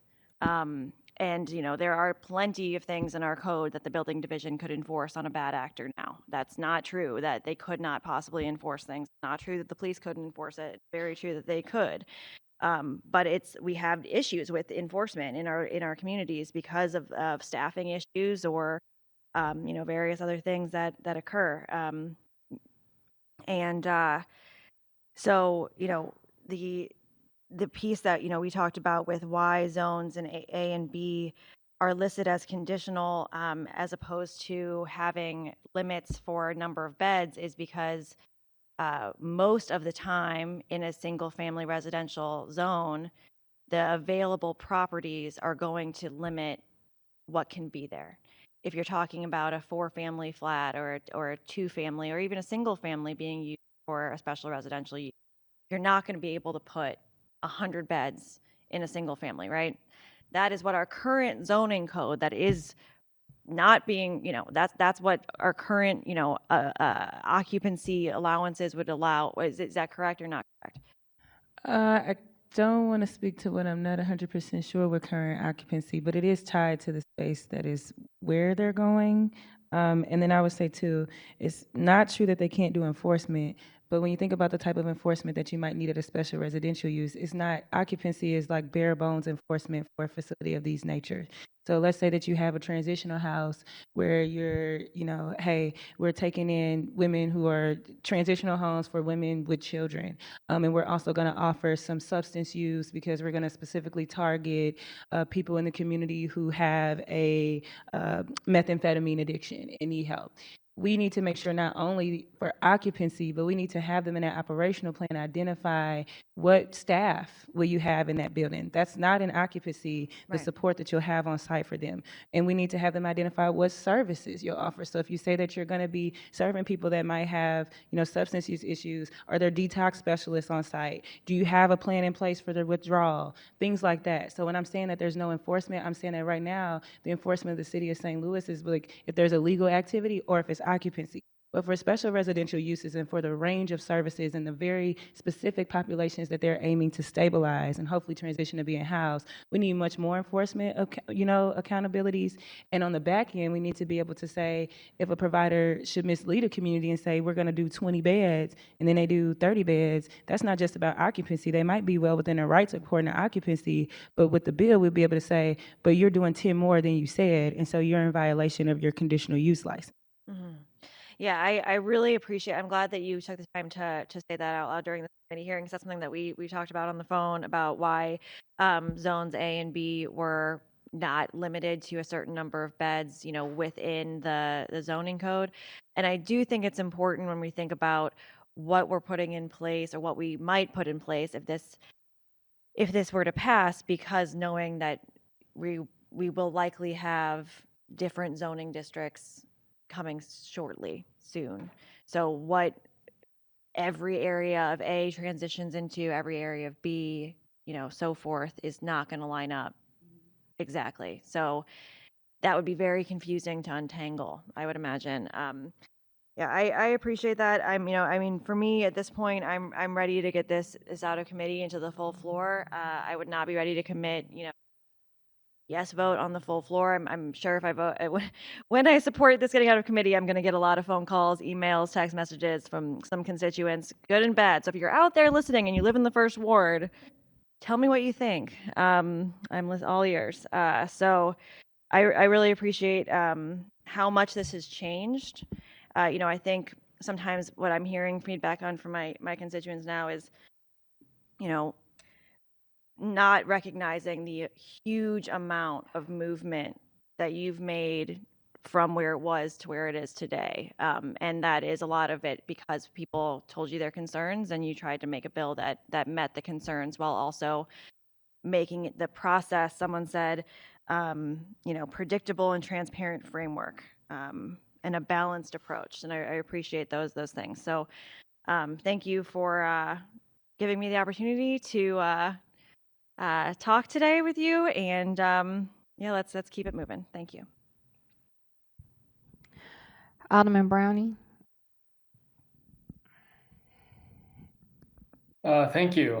I know we've been here a long time tonight, and I want to echo the appreciation of the constant progress. Excuse me, let me get rid of this for a second. Bring Stan back. It's his birthday tomorrow.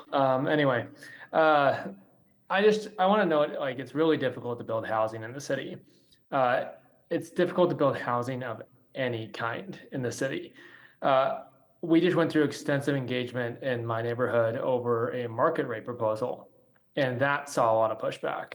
So when we talk about, rising rents and we talk about the lack of housing, a lack of affordable housing, it's all linked and it's all difficult to build. But a big part of that is adding predictability into the process.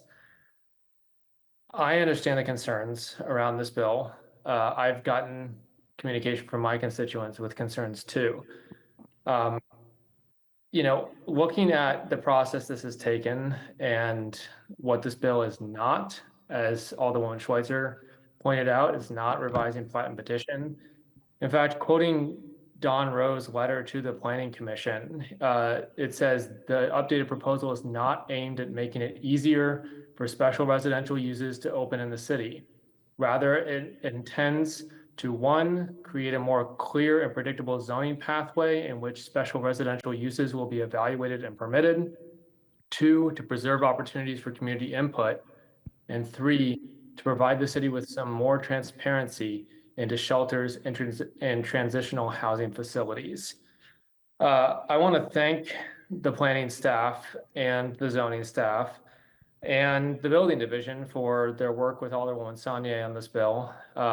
I also want to thank Casey Milberg from the mayor's office for also working on this. And I also want to thank everyone who came and testified today, as well as STL TV for staying late and running this meeting. And we'll try to wrap it up as fast as possible. I just want to say, back in the spring, I advocated and asked for these changes to be made in the zoning code instead of being made in the building code, which is where 227 was making them. And I also asked for a tiered process when it came to plat and petition to evaluate community impact, knowing that different types of housing have different types of impacts on their community. I'm really happy to see today that this is being done in the zoning code, so we're not duplicating processes. That's really important to me. And I understand, as it's been explained to me, that the tiered process with plat and petition wasn't possible due to staffing issues with the city and enforceability. So I understand concerns around that too. But any change that we make to plat and petition in the future, I also want to be clear, needs to take into account the impact to the community that different types of housing has. We cannot just do a blanket lowering of plat and petition without really communicating with the public and preserving their voice in this process and making sure that whatever we're saying can go into their neighborhoods is not going to have a negative impact on them as well. This isn't a either or situation. It's a both and situation. We have people to care about in our communities that include the unhoused, and it also includes people that we represent, in our neighborhoods. I know the benefit that good housing provides in my community. The 9th Ward has the second most amount of affordable housing in the city. We have excellent providers from Independent Center, Doorways, and more that I can't mention because they deserve confidentiality. But a lot of residents who live near these facilities don't even realize they're there. Don't even realize they live on the same block as someone a place that's reaching out and bringing in people straight off the street, people who are unhoused, and giving them help, giving them wraparound services, because a well-run provider is almost barely noticeable. So I remain optimistic that, with the community feedback that we still have in place through Platinum Petition, that we can get to a point where we are hopefully opening some more shelters. And that's why I'm happy to vote for this today. I think the most important thing is that predictability. No matter what kind of housing we're building, that we offer a predictable process. And since this bill is made to give more predictability to that process, I think that's really the most important thing. So I don't have any additional questions at this time. I just wanted to say that I appreciate all the work that's gone into this, and let's wrap this up so we can go home. Thanks. Alderman Aldridge. It's funny the alderman said go home as he's at home.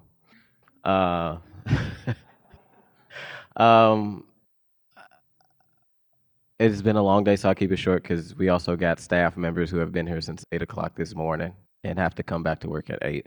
But also know that this is an important conversation that's been going on for a very long time. I want to, as an alderwoman from the first of the buses everywhere, I kind of want to bring the bus back to this piece of legislation and also get her concerns. And one thing, we have to remember, yes, all our wards are different. So I do respect and understand, where she's coming from to ensure that she is doing her job as what the people represented her in the ward to do. But I want to say when it comes to this bill, I think one of the speakers talked about how this is the bare minimum of I think this is the fourth kind of iteration of the piece of the legislation that you brought forward. This isn't, as we continue to talk about what it could be and this isn't Platinum Petition. This is cutting some red tape when it comes to special residential use. And you have done the work with every entity that is possible. It always shocks me sometimes when we get in committee hearings and the first question we usually ask each other's colleagues is, did you do your homework with departments? And it sounds like you didn't just do your homework with the departments, you went above and beyond. You've listened to your colleagues. You have over and over on the floor said it every week to the point where I get annoyed and I say quit saying it, of asking your colleagues to come. And I know some members on this committee actually took that invitation. And you went all across the city to actually hear, because sometimes we may have our own insight of just our own ward, but we have to understand the city is diverse and we're all very different, north, south, east, west. I know this isn't a bill that isn't going to fix our unhoused. I know this isn't going to be the magic wand that will get people off the streets. And as somebody who has, as I always say, the most unhoused facilities within the city of St. Louis, this won't do it, but I do think this is a step forward. And sometimes we cannot let imperfection be the process. Perfection be the enemy of good. Perfection of the enemy of good. Thank you, Alderwoman, from the first word. See, we're just so entwined right now. We can't let perfection be the enemy of good. And I think this is a huge step forward of continuing to look, a huge step forward for the city of St. Louis when you're looking at how do we move forward when it comes to our unhoused community. And some of us also need to remember that we all can just be one check away from being unhoused. And if that were to happen, we would want somebody not to give us a handout, but a hand up. And I think this piece of legislation is giving a hand up to so many people that can at least see hope. If this isn't the ribbon on the box, at least there's hope that the city is moving forward outside of the regional conversations that are happening. We can walk and chew gum at the same time. And St. Louis has to act, and hope our regional partners also act. But all that being said, to wrap it all up, I just commend you for the hard work that you've put into this. I'm honored to be a co-sponsor, and I look forward to banging with you on the floor to get this across the finish line. So noted. I was already a co-sponsor if I wasn't, but double co-sponsor. So we noted it again. All right. So did you have any one round, going once, going twice, and did you have any closing remarks? I have feel like I've been up here forever. It's been so long. I think I've told many of you in your conversations where I'm at, how I feel. I'm always surprised when I get up here and start talking about this and those emotions just come out because I'm actually a very logical person, and it's just like you just talking and it just comes out. But I like again, I just want to thank. We still have people here in the crowd and in the audience with us. We have people that are, online. While I'm sitting here, I've gotten so many messages from so many different people who are watching on YouTube. You know, I think for me, this has been the hardest thing I've ever done in my life. And I have done quite some things. I was on the school board at 25. I graduated at the top of my class. I got almost a perfect score on my ACT. I've been a scholar all my life. I've helped run political campaigns. I've helped the school district get money. But this topic has been the hardest thing I've ever done. And honestly, I think that part of that is because I needed some growth and some refinement as a leader in a new space. I think that I needed to become more familiar with the democratic process. I needed to get to know my colleagues a little bit more. I needed to go to your community. Because sometimes when we're sitting here, we just hear each other. And, two things have happened. I've gained such more respect for my colleagues. I've gained a lot of respect and more understanding of departments and the work that you all have to do. Having to look and say, how many applications do you all go through? What is the staffing time on this? What's the budget? And really seeing how many projects you all are holding and engaging, because the city is at a point of transformation, because we do have so many people amongst us who recognize that despite all of the hate that the city of St. Louis gets, I think we are one of the best cities, and I think that our best days are ahead of us. And so I challenged myself this next round to be very humble and to center the issue. Times where it would have made sense to give a snarky response, or it might have made response to snap back, I would go in my head and say, you know what, Alicia Sanye might want to do that, but Alderwoman, do you want to move this issue forward? And are you willing to be humble and just kind of take the hits? Because if you take the hits, but at the end of the day, we amend the city zoning code, them hits was worth every swing, and I'd stand up and I'd take them again. And so I just want to thank you all. And, if I could go to all of y'all wards and tell your constituents what great public servants you were, I would. I want to make sure that I thank the 7th Ward, because you all have just really, you ask me about this bill at every single neighborhood meeting almost. You come to my office hours and ask me about it. You email me about it, and I've been telling you for months and months and months I'm working on it. And as soon as it was time to bring something forward, you all lined up with droves of support and supportive emails. And now I know when I check my phone, saying good job, thank you. So I just, want to thank you all. And again, I think just in ending remarks, I do believe that housing is a human right. And one of the things that's so weird to me about this conversation is this conversation about, well, does this type of housing belong in a residential area? But it's a residential area where human beings live. So for me, it's been interesting, like walking that part of it out of like, what type of housing do people think belongs in communities? And sometimes that's a silent way of saying, what kind of people do we think belongs in communities?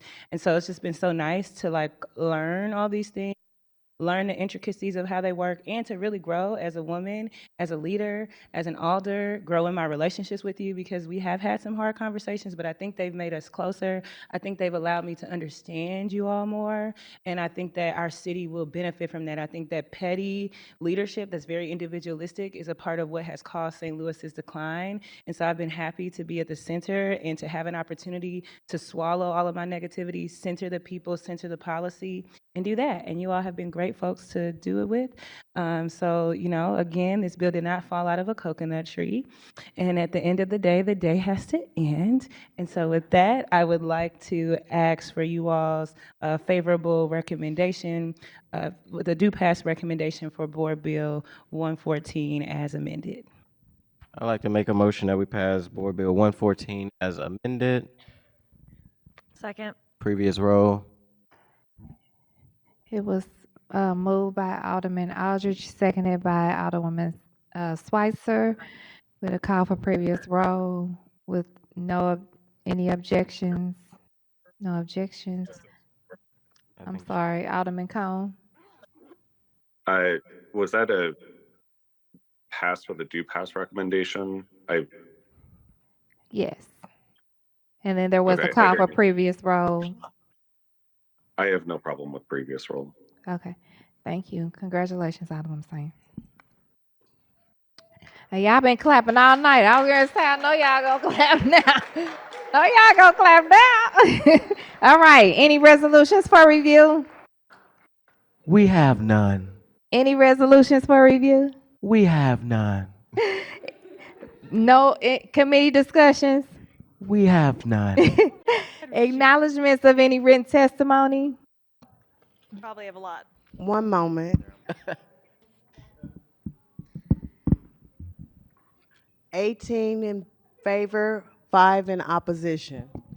All right. And those will be in the drive. They're available for us as alders to look through those anytime. And we also received some emails as well. So I definitely want to acknowledge those. And we have all taken those into consideration and continue to take those into consideration. Any additional announcements? Alderman Aldridge? Thank you. I would invite everybody to check out the paintings come back. They'll be up for a while. They are from an artist from the 14th Ward. Second announcement, we appreciate y'all so much. But after this is over, I'm sure STO TV and Tracy would love for us to exit out to be able to celebrate so that they can get out of here. And I do want to thank the staff and STO TV for all the hours and work for making this happen as well. So thank you. All right. All members are present this evening. With that, I'll accept the motion to adjourn. So move. Second, previous roll. Objection. It was moved, seconded, previous row, no objection. Everyone have a blessed night. Get home safe. Roll call.